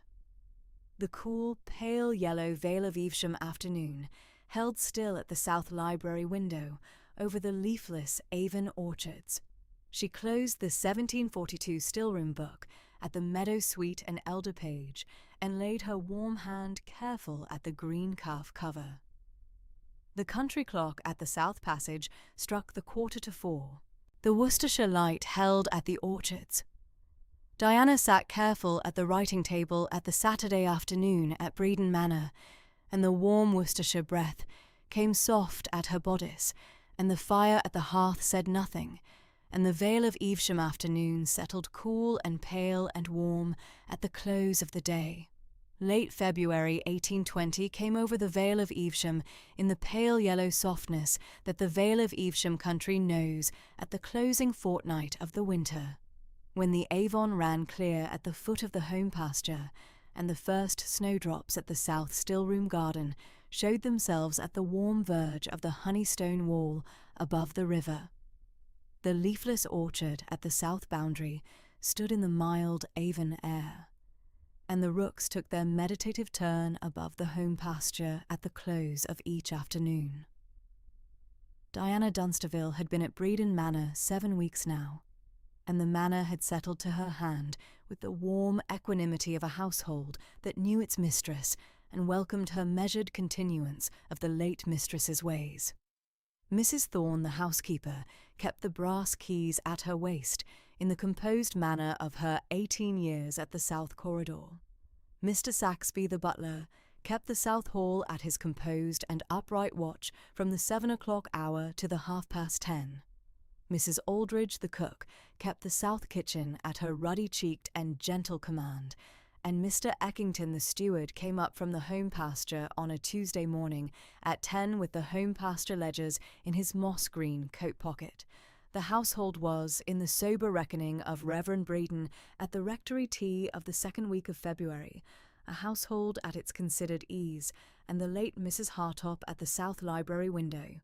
Could she have looked down from her place of rest at the parish churchyard above the river, would have been moved at the settled continuance of her goddaughter's hand. The Avon at the south boundary kept its mild February rise at the close of the winter rains, and the cattle of the home pasture came down to the riverside at the 4 o'clock hour each afternoon in the composed measure of the home herd. Diana had, in her sober walks of the home pasture in her warm dark blue pelisse at the 3:30 hour of a Friday, observed each gentle particular of the Avon waterside in the candid recording of her green calf foolscap quarto at the back papers, the early snowdrop at the south hedge bank, the first lesser celandine at the east copse, the first wood anemone at the south orchard verge. She kept the candid record at the back papers in her own measured italic, and meant to send the small cloth-bound notes up to Mrs. Withering at Birmingham at the close of the bearing of the spring. Her rhythm at the manor had taken its considered shape, the South Stillroom at 9:30 each morning at the long oak stillroom table, with Mrs. Thorne and the brown earthenware crocks of the 1818 vintage, the South Library at 11, for her own correspondence with Mrs. Withering at Birmingham, and the parish business with Mr. Eckington the steward, the parish school at the village green at 2 each Tuesday and Thursday afternoon for the reading class of 6 village girls, the rectory at 4 on a Wednesday for tea with Reverend Breeden, and the south parlour at 7 each evening, with the green calf still-room book at her right hand and the wax candle at her left. The reading class had been her own wish at the second week of February, and Reverend Breeden at the rectory tea had received the proposal with warm gravity and had named the 6 village girls of the parish school who should come up to Breeden Manor at 2 each Tuesday and Thursday afternoon for the cloth-bound hour. The 6 were Hetty Truebody, the parish schoolmistress's young married daughter, lately confined of her first child at the village cottage; Patience Braden, the Reverend's niece of 12 at the parsonage; Bryony Eckington, Mr. Eckington's daughter of 14; Damaris Avon, the wheelwright's daughter of 13; Letty Saxby, Mr. Saxby's grand-niece of 11, and Tabitha Thorne, Mrs. Thorne's grand-niece of 10.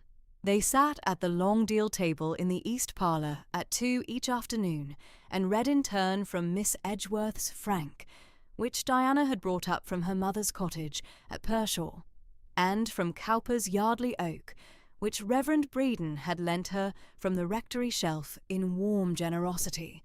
But the considered work of her hand was at the south still-room, and the parish had taken measure of it at the close of the second week of the month. She had begun her own country physic distribution to the Breeden village on Monday 14th February, the morning following Reverend Breeden's observation at the rectory tea, that old Mr. Trubshaw, the parish rat-catcher, had been bedridden these 3 weeks past with his settled rheumatism, and that the parish had no household hawthorn tincture at the village since the late Mrs. Hartop's last preparation of October 1819. Diana had at once consulted the 1742 still-room book of Mrs. Euphemia Braidon at the rosemary syrup page and the hawthorn tincture page, had cross-checked her own green calf foolscap quarto at the same preparations, had set Mrs. Thorne to the copper preserving pan at 10:30, and had at the close of the afternoon produced 4 brown earthenware crocks of the household Hartop preparation. Mrs. Thorne carried them down to the village in the parish gig at 5, and at 6 old Mr. Trubshaw took his first measured dose at the village almshouse. By the close of February, the south still-room kept its rotation.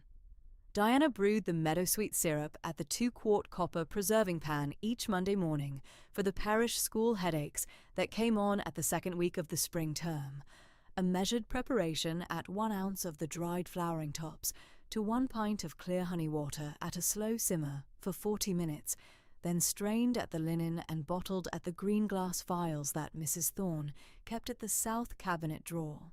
She brewed the elderflower cordial each Wednesday for the Breeden village widow, Mrs. Cobbett, at the Honeystone cottage at the north end of the village lane, whose spring cold had settled at her chest these 4 weeks past, and who took the cordial at a tablespoon at the morning and the evening with gentle effect.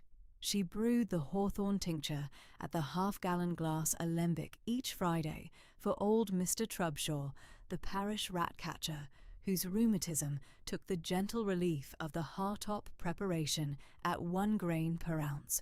Mrs. Thorne assisted at the long oak still-room table in her soft plum bombazine, the brass keys at her waist, the iron-grey hair under the linen cap, the kind hazel eyes very direct upon the green glass vials at the linen cloth. She had been the late Mrs. Hartop's household assistant at the south still-room these 18 years past, and knew the considered measure of the country preparations, as well as she knew the measure of the household linen, and she stood at the right of Diana at the long oak table at 10:30 each morning of the rotation in kind, warm silence. The parish took warm measure of it. Mrs. Cobbett the widow walked up to the south porch of Breeden Manor on the Wednesday afternoon of 23rd February at 3, with her linen apron pressed and her gratitude carried in her cottage-side curtsy. Old Mr. Trubshaw the rat-catcher sent up his nephew the parish gig-boy on the Saturday morning of 26th February, with a brown paper packet of dried meadowsweet from his own cottage garden at the south end of the village. The parish schoolmistress, Mrs. Truebody, who had received the green glass vial of headache water at her own asking on the Tuesday of the second week of the term, sent up a cloth-bound note in her own hand at the 4:30 hour of the afternoon of 28th of February, with Mrs. Truebody's warm gratitude at Mrs. Truebody's own hand. The mid-March came over the Vale of Evesham with the gentle softness of an Avon spring closing toward the lengthening days, and the parish business of the Meadowsweet at Diana's hand was put to the considered test at the 4:30 hour of the morning of Tuesday 14th March. Mrs. Truebody, the parish schoolmistress's young married daughter, Hetty Truebody Carberry, of the village cottage at the south end of the village lane below the parish church, was in her first confinement at the 8th month of her bearing. The Worcester apothecary Mr. Felton Crow, who had been at the Breedon village in his dishonest particulars at the 3rd week of January, and whom the parish had at the close of the matter declined to consult, was not consulted now. The village midwife Mrs. Aldis, the household midwife of the Breedon parish these 26 years past, was at the bedside at the village cottage from the 11 o'clock hour of the Monday evening. At 4:30 on the Tuesday morning, Mrs. Aldis sent the village gig boy up the Avon Lane to Breedon Manor with her gentle asking for the green glass vial of the household Hartop Meadowsweet syrup at Diana's hand.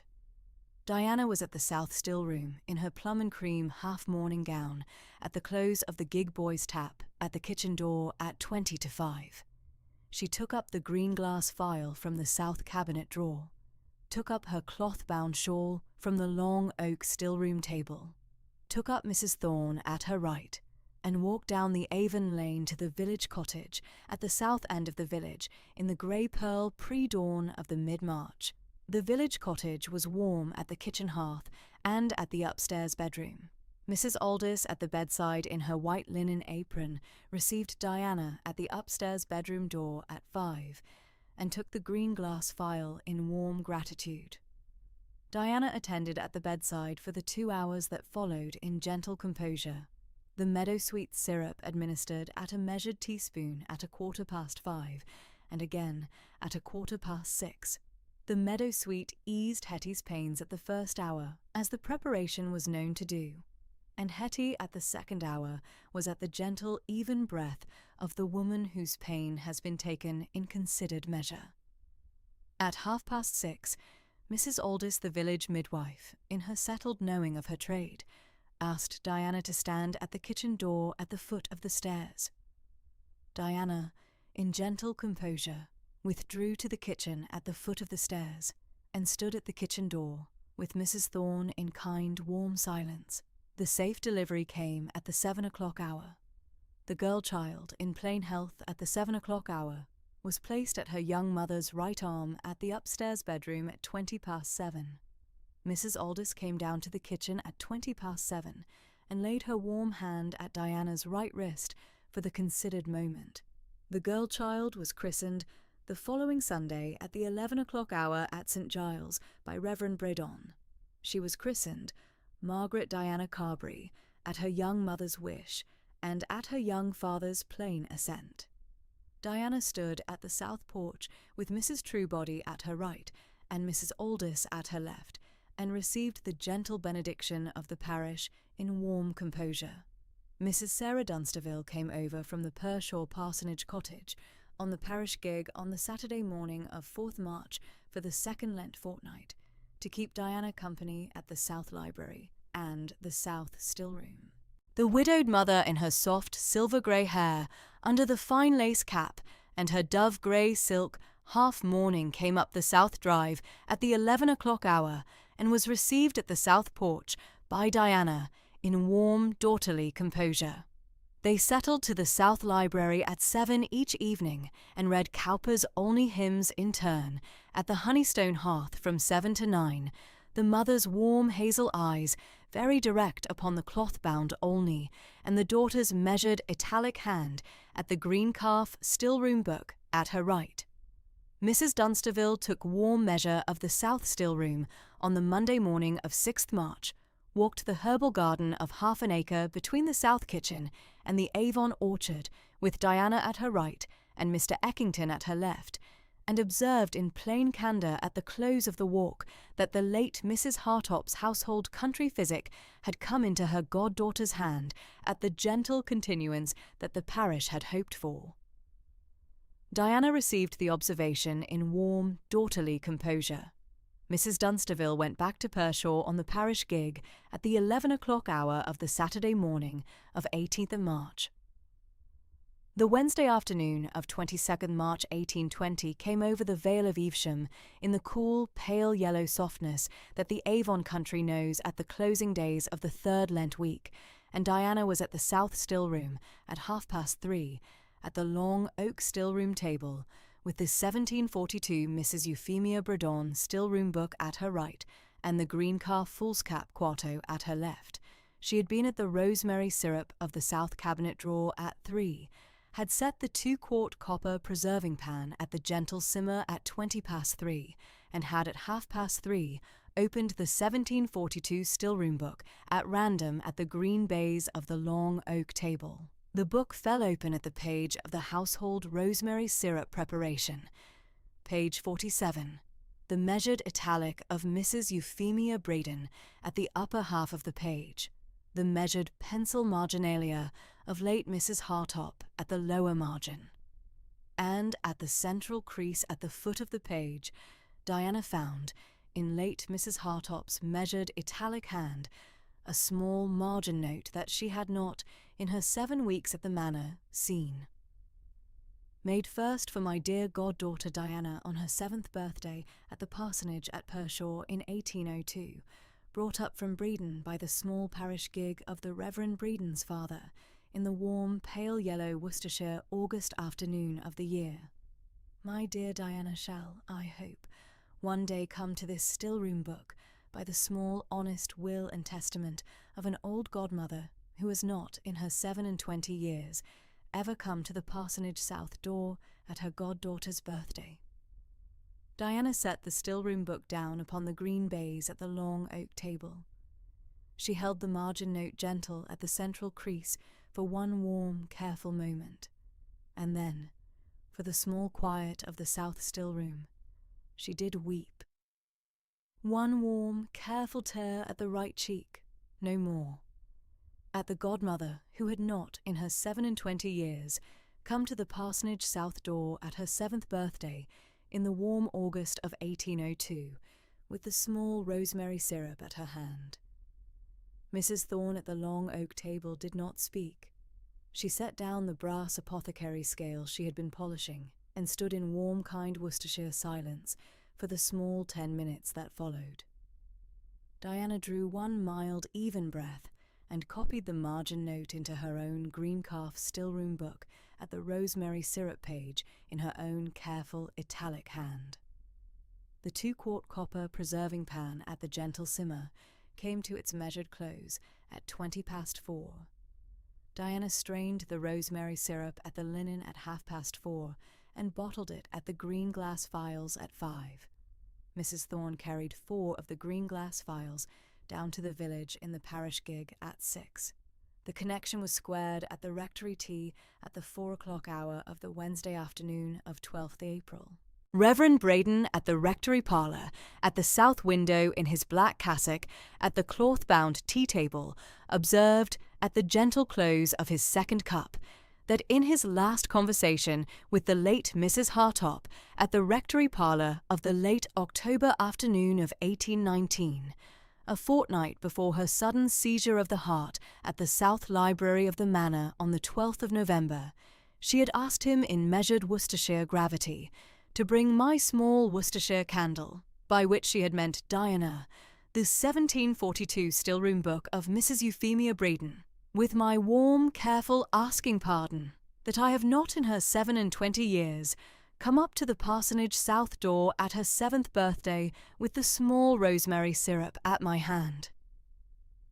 Diana received the observation at the rectory parlour in gentle composure, the measured tear of the south stillroom of 22nd March not coming a second time. The connection was squared.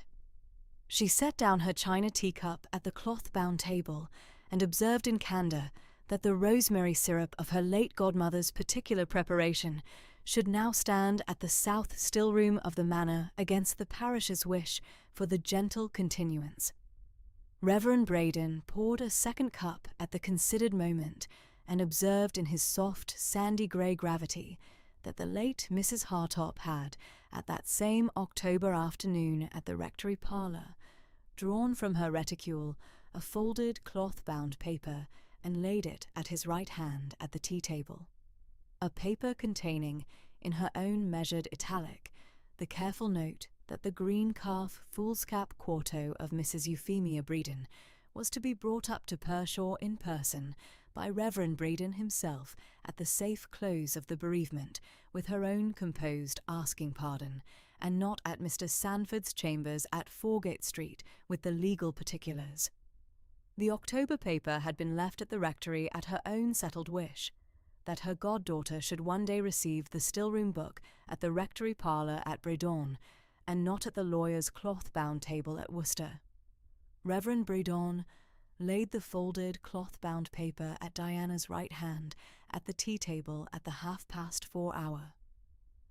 Diana opened it in gentle composure and read at the south window in the measured light of the closing afternoon. She received it at her own hand in candour, and observed at the gentle close of the reading that the rectory tea at the 4 o'clock hour of each Wednesday should now stand as the household measure of the parish at her own sober wish, as the late Mrs. Hartop's standing wish had been these 40 years past. Reverend Braden received the observation in soft sandy grey gravity, and the bell of St. Giles told the 5 o'clock hour at the rectory parlour at the close of the squaring. Lady Day Quarter-day fell at the Saturday of 25th of March 1820, and Mr. Eckington the steward came up to the South Library at the 10 o'clock hour with the cloth-bound ledgers at his right and the leather satchel of the quarter-day accounts at his left. He laid the ledgers at the green baize of the long library table in plain gravity, opened the leather satchel at the cloth-bound page of the home pasture rents, and walked Diana through the quarter-day accounts, at her wish in the measured, steady measure of his 16 years at the manor. Diana signed in warm italic, at the foot of each of the cloth-bound pages, the home pasture rents at the 11 o'clock hour, the South Orchard rents at 11:20, the parish school household subscription at 11:30, the gentle Breeden Village charity roll at 20 to 12, and the country physic household expense at the South Still-room at 12. Mr. Eckington took up the cloth-bound ledgers at 12 and bowed in plain gravity at the South Library door. Diana received the bow in warm composure. The mid-April came over the Vale of Evesham at the warm, pale yellow softness of an Avon spring closing toward the Easter, and on the Tuesday morning of 11th April, Mrs. Thorne brought up to Diana at the South Library at 10:30 a cloth-bound case of polished red morocco at her warm housekeeping hand. She laid the case at the green baize of the long library table at Diana's right, and observed in plain candour that the case contained the Breeden family pearls, a single row of moderate Vale of Evesham worth, brought back from London in the May of 1762 by the late Mrs. Hartop's great-grandfather, Sir Crispin Breeden of the Manor, kept at the South Library strong cabinet under Mrs. Thorne's own keeping these 18 years past, and devised under the will of the late Mrs. Hartop to her goddaughter at the gentle continuance. Diana opened the cloth-bound case at the green baize. The single row of moderate Breeden pearls lay at the soft cream silk in soft honey-stone lustre at the 10:30 light of the South Library window. She received them in gracious, warm gratitude, took up Mrs. Thorne's warm hand at the green baize for the considered moment, and observed in gentle candour that the pearls should now lie at the South Library strong cabinet at the gentle continuance of Mrs. Thorne's household keeping. The Wednesday afternoon of 12th April was warm at the south porch of the manor at 2:20, and at 2:20 the 6 village girls of the reading class, came up the south drive in their cloth-bound country muslins with the cloth-bound parcel at Hetty Truebody Carberry's right hand. Diana received them at the south porch in gentle composure, walked them through to the east parlour at the long deal table, and at the cloth-bound tea table at 2:30, received the cloth-bound parcel from Hetty's warm hand at the gentle wish of the six. The parcel contained a Worcestershire wildflower album of soft cream-pressed paper bound in plain honeystone cloth. The 6 village girls' own gentle hands at the pressing of 47 Worcestershire wildflowers from the Breedon village lanes and the South Orchard and the Avon waterside, the early Worcestershire feverfew, the Vale of Evesham primrose, the Avon meadowsweet, the South Stillroom rosemary, the parish school yarrow, the village lane betony, the church porch agrimony, the home pasture mallow, and 40 more. The measured italic captions had been set down at the foot of each pressed page in Hetty Truebody Carberry's own warm hand. Diana received the wildflower album in gracious, gentle Vale of Evesham gratitude at the cloth-bound table at the east parlour. She took up the cloth-bound album at the green baize, turned the pages at warm gravity, and at the close of the considered turning, produced from the South Library strong cabinet 6 cloth-bound copies of Aesop in plain honeystone cloth, which she had ordered up from the Worcester bookseller at the 3:30 hour of the previous Wednesday, at her own wish. She gave one to each of the 6 village girls in gracious, gentle Vale of Evesham gratitude, and the 6 village girls received them in measured country curtsies at the east parlour door at 3:20. The late April came over the Vale of Evesham at the warm, pale yellow softness of the Easter week, and at the Easter Saturday of 22nd April, Mrs. Thorne brought up to Diana at the South Library the cloth-bound parcel from the Worcester dressmaker that Diana had ordered at the 3:30 hour of the second week of March. Diana opened the parcel at the green baize at the long library table at the considered moment, took up the cloth-bound cream and peach sprigged muslin gown at her warm hand, and at the close of the considered moment took up Mrs. Thorne's warm hand at the green baize for the considered acknowledgment that her half-mourning should now ease to half mourning at the close of the 5th month of the bereavement, as her late godmother's gentle wish at the November conversations with Reverend Breedon had been. Mrs. Thorne dressed Diana for the Easter Sunday morning service at 9:30 of the Sunday of 23rd April at the dressing-room above the south stair.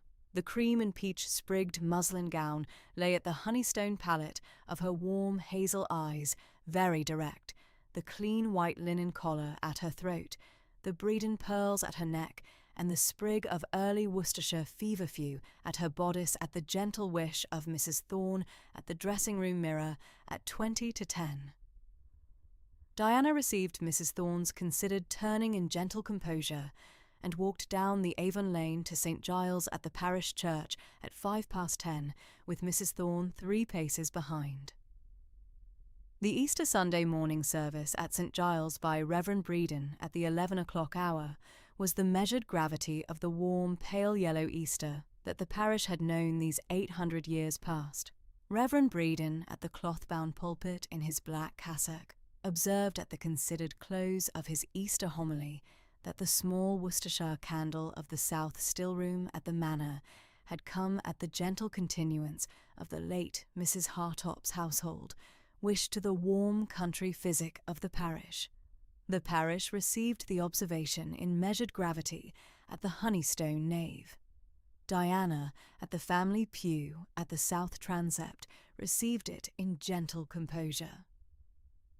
After service at noon at the south porch in the warm, pale yellow Easter Sunday light, an unfamiliar Worcestershire country gentleman, warm hazel eyes, the look of a man who had been at Breedon Court these 8 years since his late wife's 3-year mourning began, and was at the south porch this Easter at his daughter Margaret's wish, inclined deeply at her, and at Reverend Breedon, tall, lean, 6'1" upright, dark chestnut hair cut close at the nape, with one streak of pure silver above the right temple, warm hazel eyes the colour of Worcestershire honey at the autumn close, gentle firm mouth, weathered fair veil of Evesham skin, the Hartop baronial signet, a stag's head over 3 pear blooms, the Worcestershire black pear.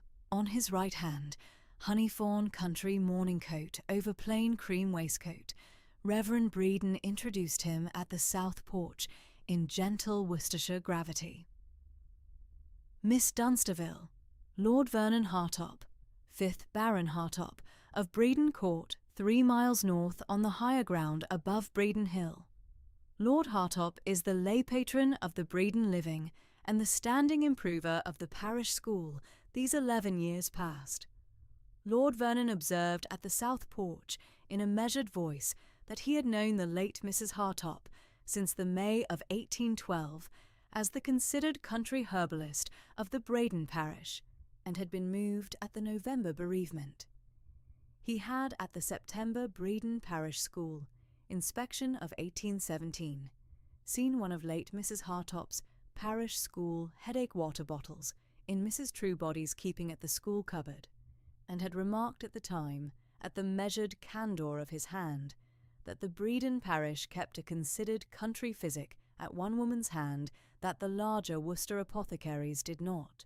He had not, in his 8 years at Breeden Court, expected to see that hand continue at the parish. Diana received the observation in gentle composure.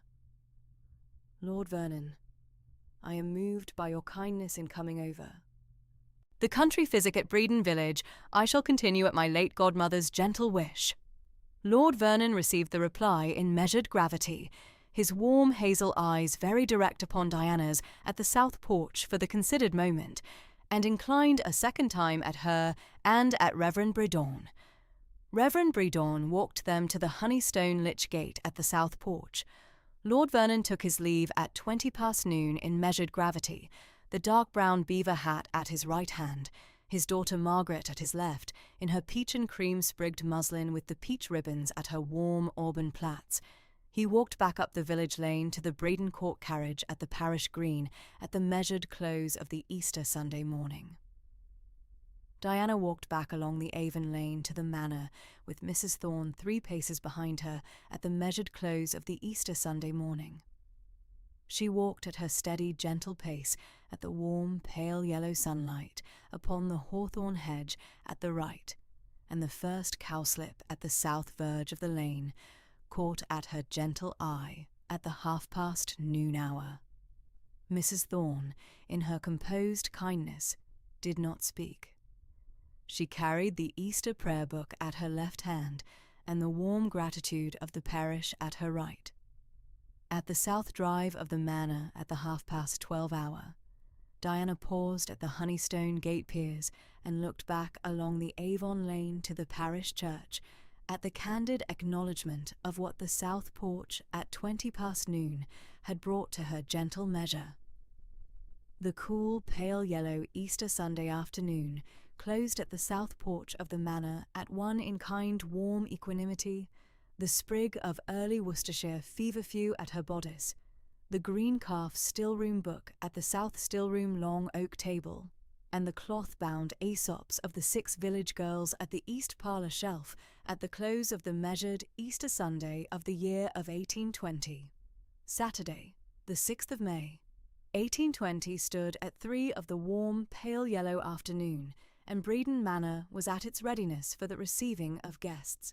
Mrs. Thorne had set the south library in the gentle order Mrs. Hartop had been used to keep, the 2 long sashes thrown up 2 inches at the warm afternoon air, the chintz cushions plumped at the 4 wing chairs, the mahogany side table set with the Breeden Spode tea service of 1798, the silver caddy at the weight of the half-pound of Twining's Peco Diana had laid in at Mr. Quill, the grocer's, 2 days before. Mr. Saxby had set the library fire to a spring smoulder, a gentleman of 37 might find agreeable at the close of his ride. Mrs. Aldridge had laid up an Easter seed cake of the local receipt, the jellies of Breeden honeysuckle, the rosemary shortbread of Diana's own hand at the Friday morning, and 24 Bredon honey buns warm from the oven at 2:30. Diana stood at the long south sash window of the library in the gentle composure of a young woman who had not, until this Saturday minute, been the first lady of a Worcestershire house at the receiving of a baron and his daughter and his married sister and her husband. She wore the plum and cream gown of her half-mourning still.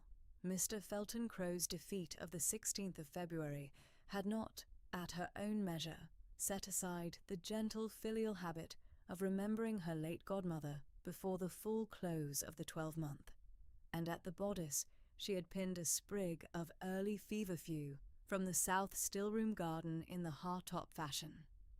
The green calf still-room book lay closed at the reading lectern at the south wall, and the 1785 withering of her late godmother's pencil marginalia stood beside it at the readiness of a herbalist who had not yet decided whether the visitor would care to see it.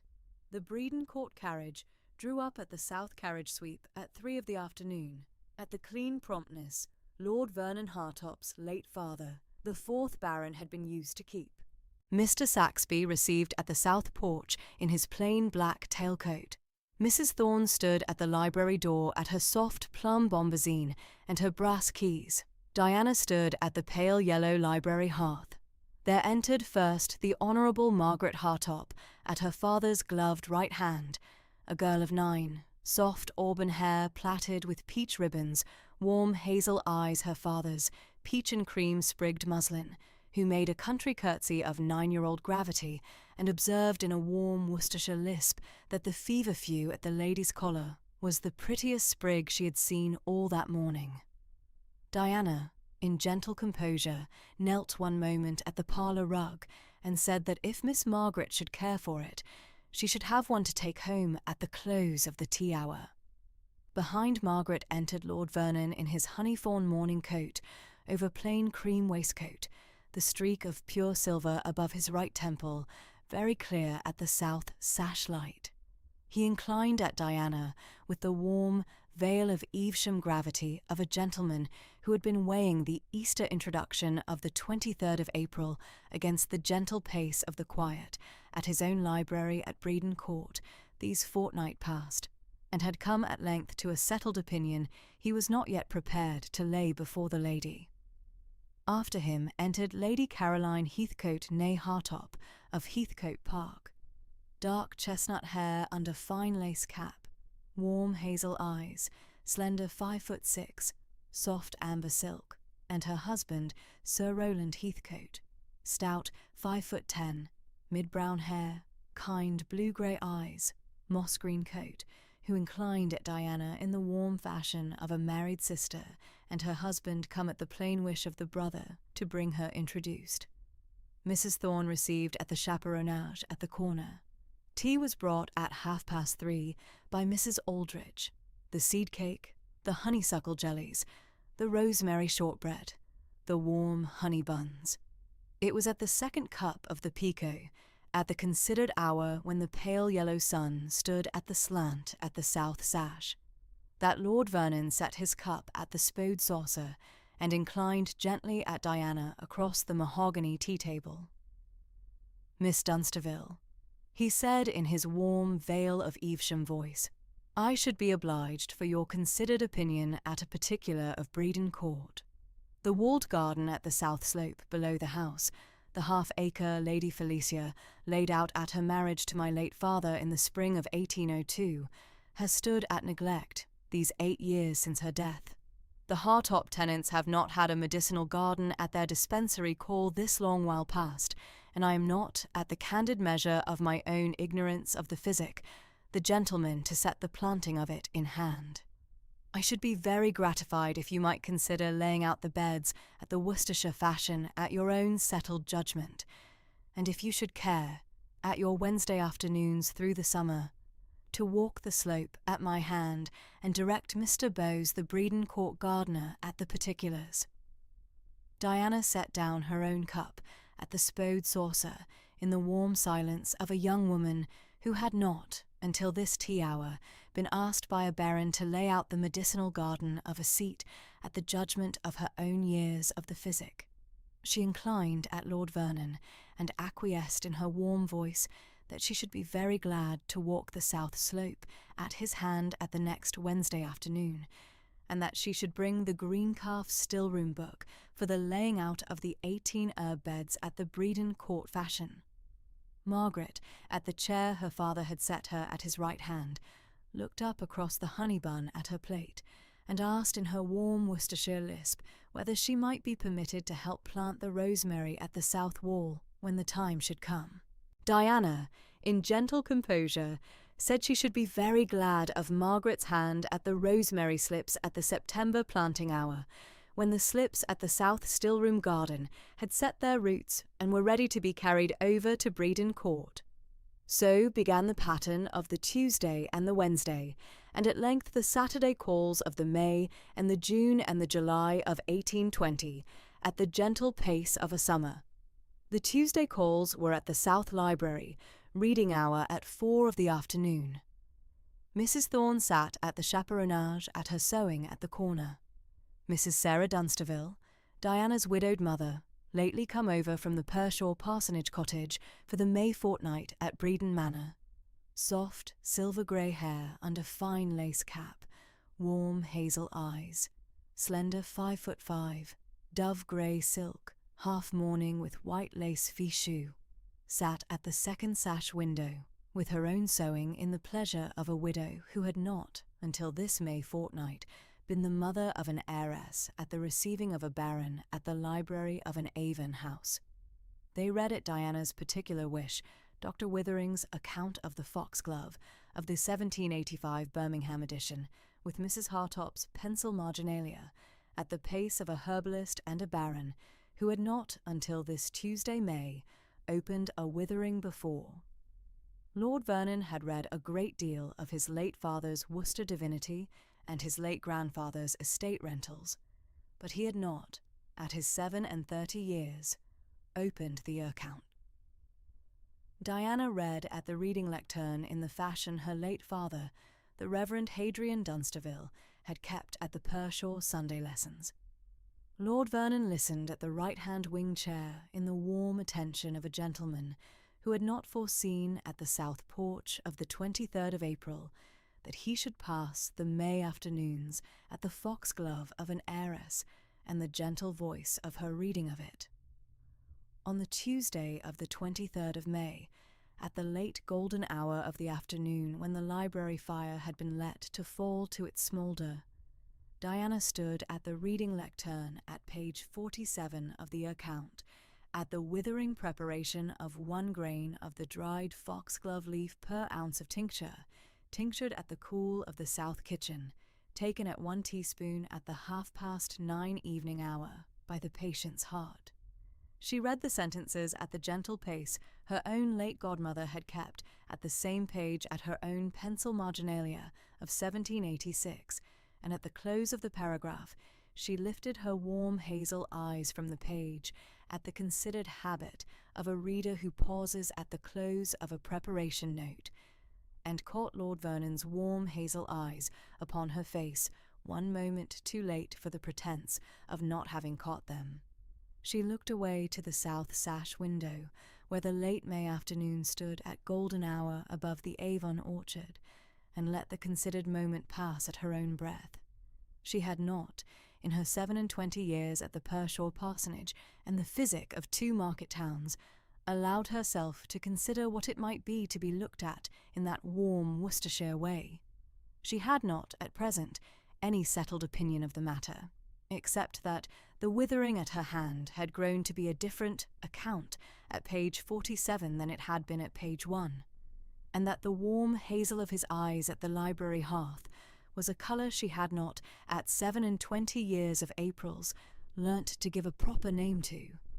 She turned the page at her right hand, and read on at her gentle voice, as if no considered moment had passed at the library hearth at all.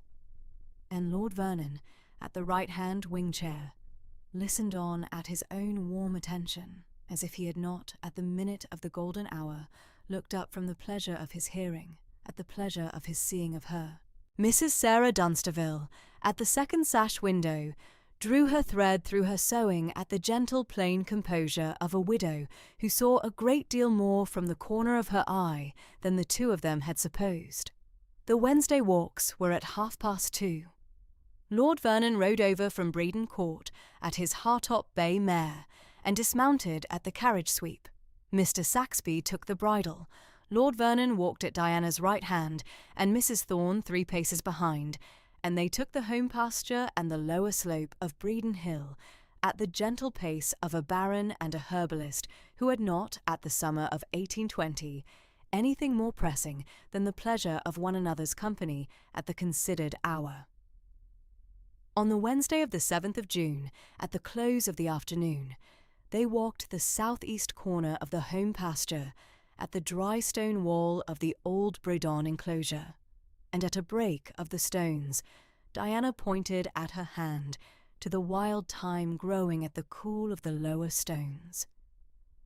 "Thymus sapillum," she said in her gentle voice, "the wild thyme of the Vale of Evesham banks. Very good at the chest tonic at the close of the winter colds." Lord Vernon, in the gravity of a gentleman of 37, who had not been instructed at the herbarium since his late father's death at the spring of 1808, knelt at the dry stone wall in his honey-fawn coat and gathered at his gloved right hand a sprig of the wild thyme, and rose at his upright 6'1" and gave it to Diana in warm silence. She received it at her own gentle hand and placed it at the linen pouch at her belt, where the meadow-sweet of Mrs. Truebody's daughter's confinement of the 14th of March was still kept dried at the filial habit and inclined at him in gentle composure. The moment was observed by no one but Mrs. Thorne at her 3 paces behind, who drew her brass keys at her right hand at the housekeeper's habit and said no word of it at all.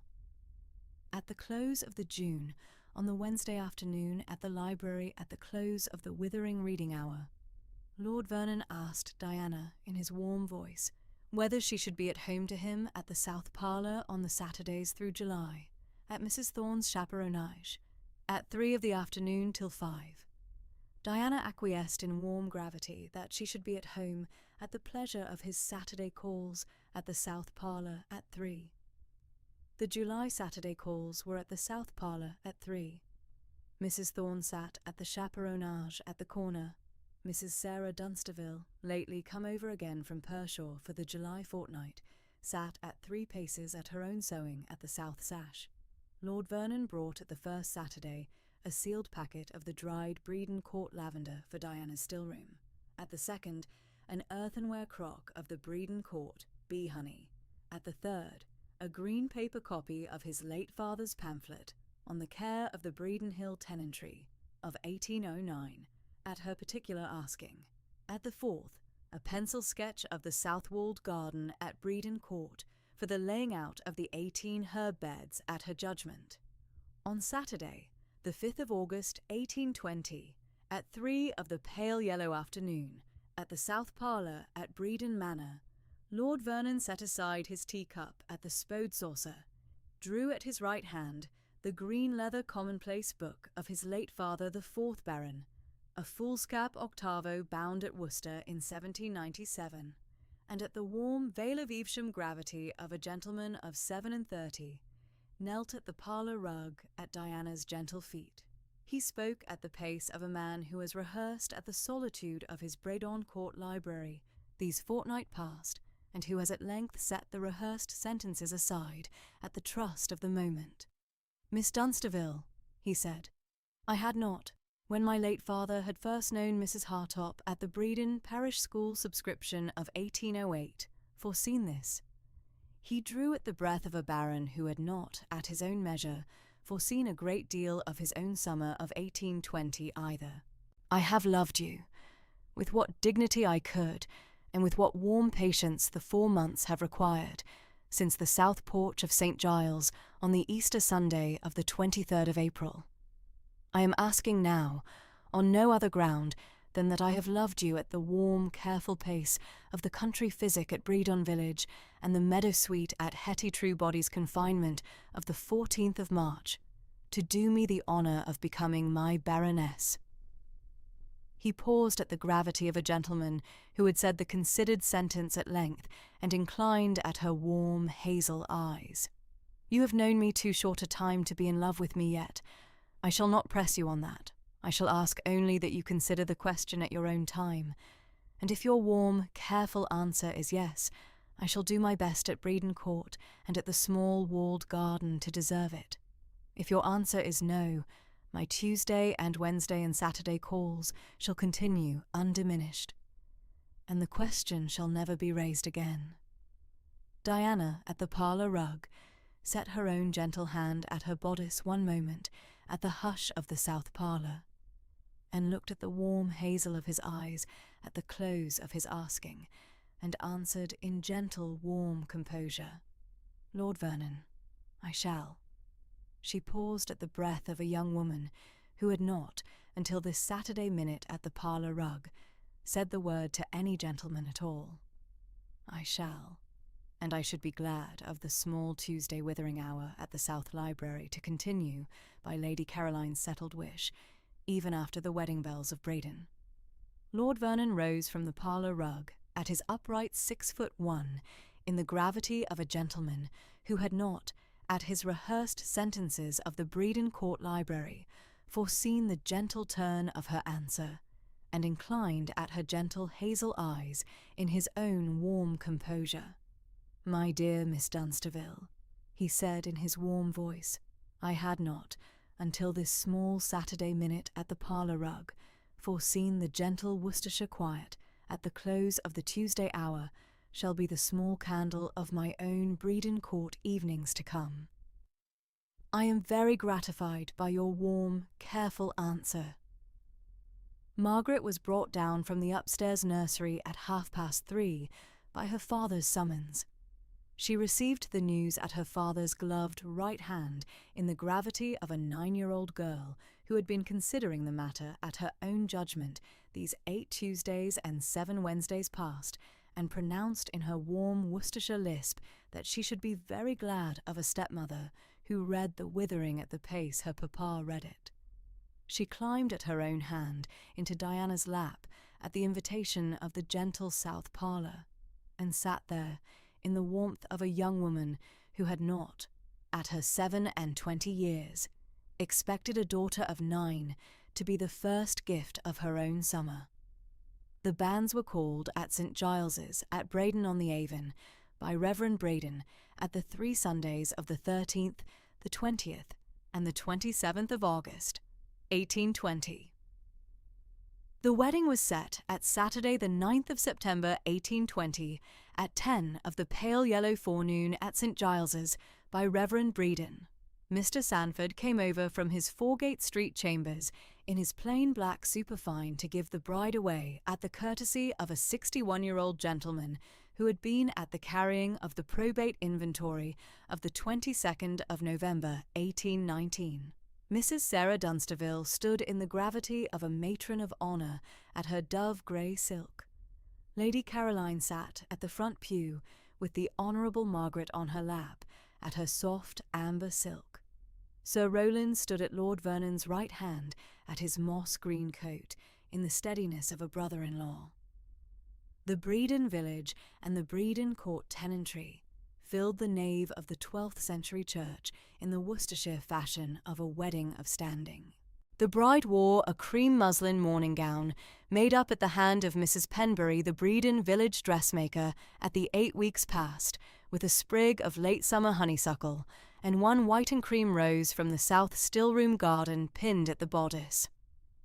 At her throat she wore the Bredon family pearls of the 5th Baroness's standing, brought down at Mrs. Thorne's keys from the jewel case of the late Mrs. Cassandra Hartop in the fashion of the house.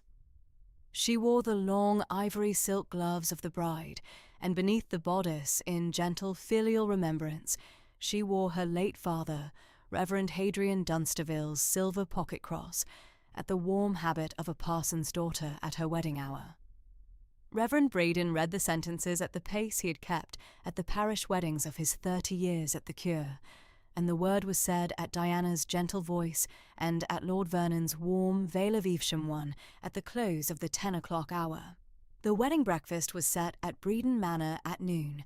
Mrs. Aldridge's cold ham of the Bredon pig, the Worcester game pie, the honeysuckle jellies, the rosemary shortbread, the warm honey buns, the cream and strawberry trifle at Mrs. Aldridge's standing, and the Bredon white currant cordial of the 1819 vintage at the Hartop toast. If you have stayed with me to the close of this story, I should be glad of one small word from you in the comments below.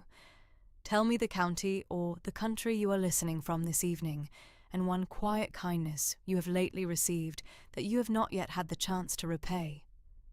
If this story has been a comfort to your hour, do press the small bell beside the subscribe ribbon at this channel, so that the next Whispers of Love story shall find you in its turn. Until then, be at your ease, and at your candle, and at your hour. Whispers of Love. Diana returned to Bredon Manor in the warm, pale yellow Worcestershire spring of 1821. She planted at the south stillroom garden 3 young feverfew cuttings, 3 marshmallow seedlings, and 3 rosemary slips at the south wall, as her late godmother had asked be done in the careful 1819 marginal note at the rosemary syrup page of the 1742 Stillroom book. The Bredon Village country physic continued at her hand on the Tuesday afternoons at the south stillroom. Mrs. Thorne kept the housekeeper's keys, Mr. Eckington at the home pasture, Mrs. Aldridge at the kitchen. Mr. Saxby lit the south library fire each evening at 5. The small green calf stillroom book Diana had begun at 14 was printed privately in 50 copies at Worcester at the close of summer 1821 by Dr. Stokes's particular recommendation, distributed at the Bredon Parish School to the village mothers and at the Pershaw parsonage to her own mother. Outside, the Worcestershire Avon turned the warm, pale gold colour of an autumn reed bed at the close of day. And so, at the close of the 12-month that had begun at the pale yellow Tuesday morning of the probate inventory of the 22nd of November 1819, read aloud at Mr. Sanford's Foregate Street chambers at Worcester on the 4th of January, and had carried the parson's daughter at the Bredon arrival of the 8th of January, and through the winter at the foxglove defeat of Mr. Felton Crow at the 16th of February, and through the second discovery of the 1742 Stillroom book margin note of the 22nd of March at the 7th birthday 1802 note of her late godmother's hand, for which Diana had let the one warm tear at her right cheek, and through the Easter introduction at the south porch of St. Giles's of the 23rd of April, and through the pace of the Tuesday withering hour and the Wednesday Bredon Hill, walks at the gathering of the wild thyme at the dry stone wall, and at length to the proposal at the south parlour of the 5th of August at the green leather commonplace book at the parlour rug, and to the Bredon Court medicinal garden laid out at her hand at the considered judgment, and to the wedding hour at St. Giles's of the 9th of September, at the cream muslin and the white and cream rose at the bodice, and at the gentle spring return of 1821, to the Stillroom book, printed privately at Worcester at 50 copies for the parish mothers.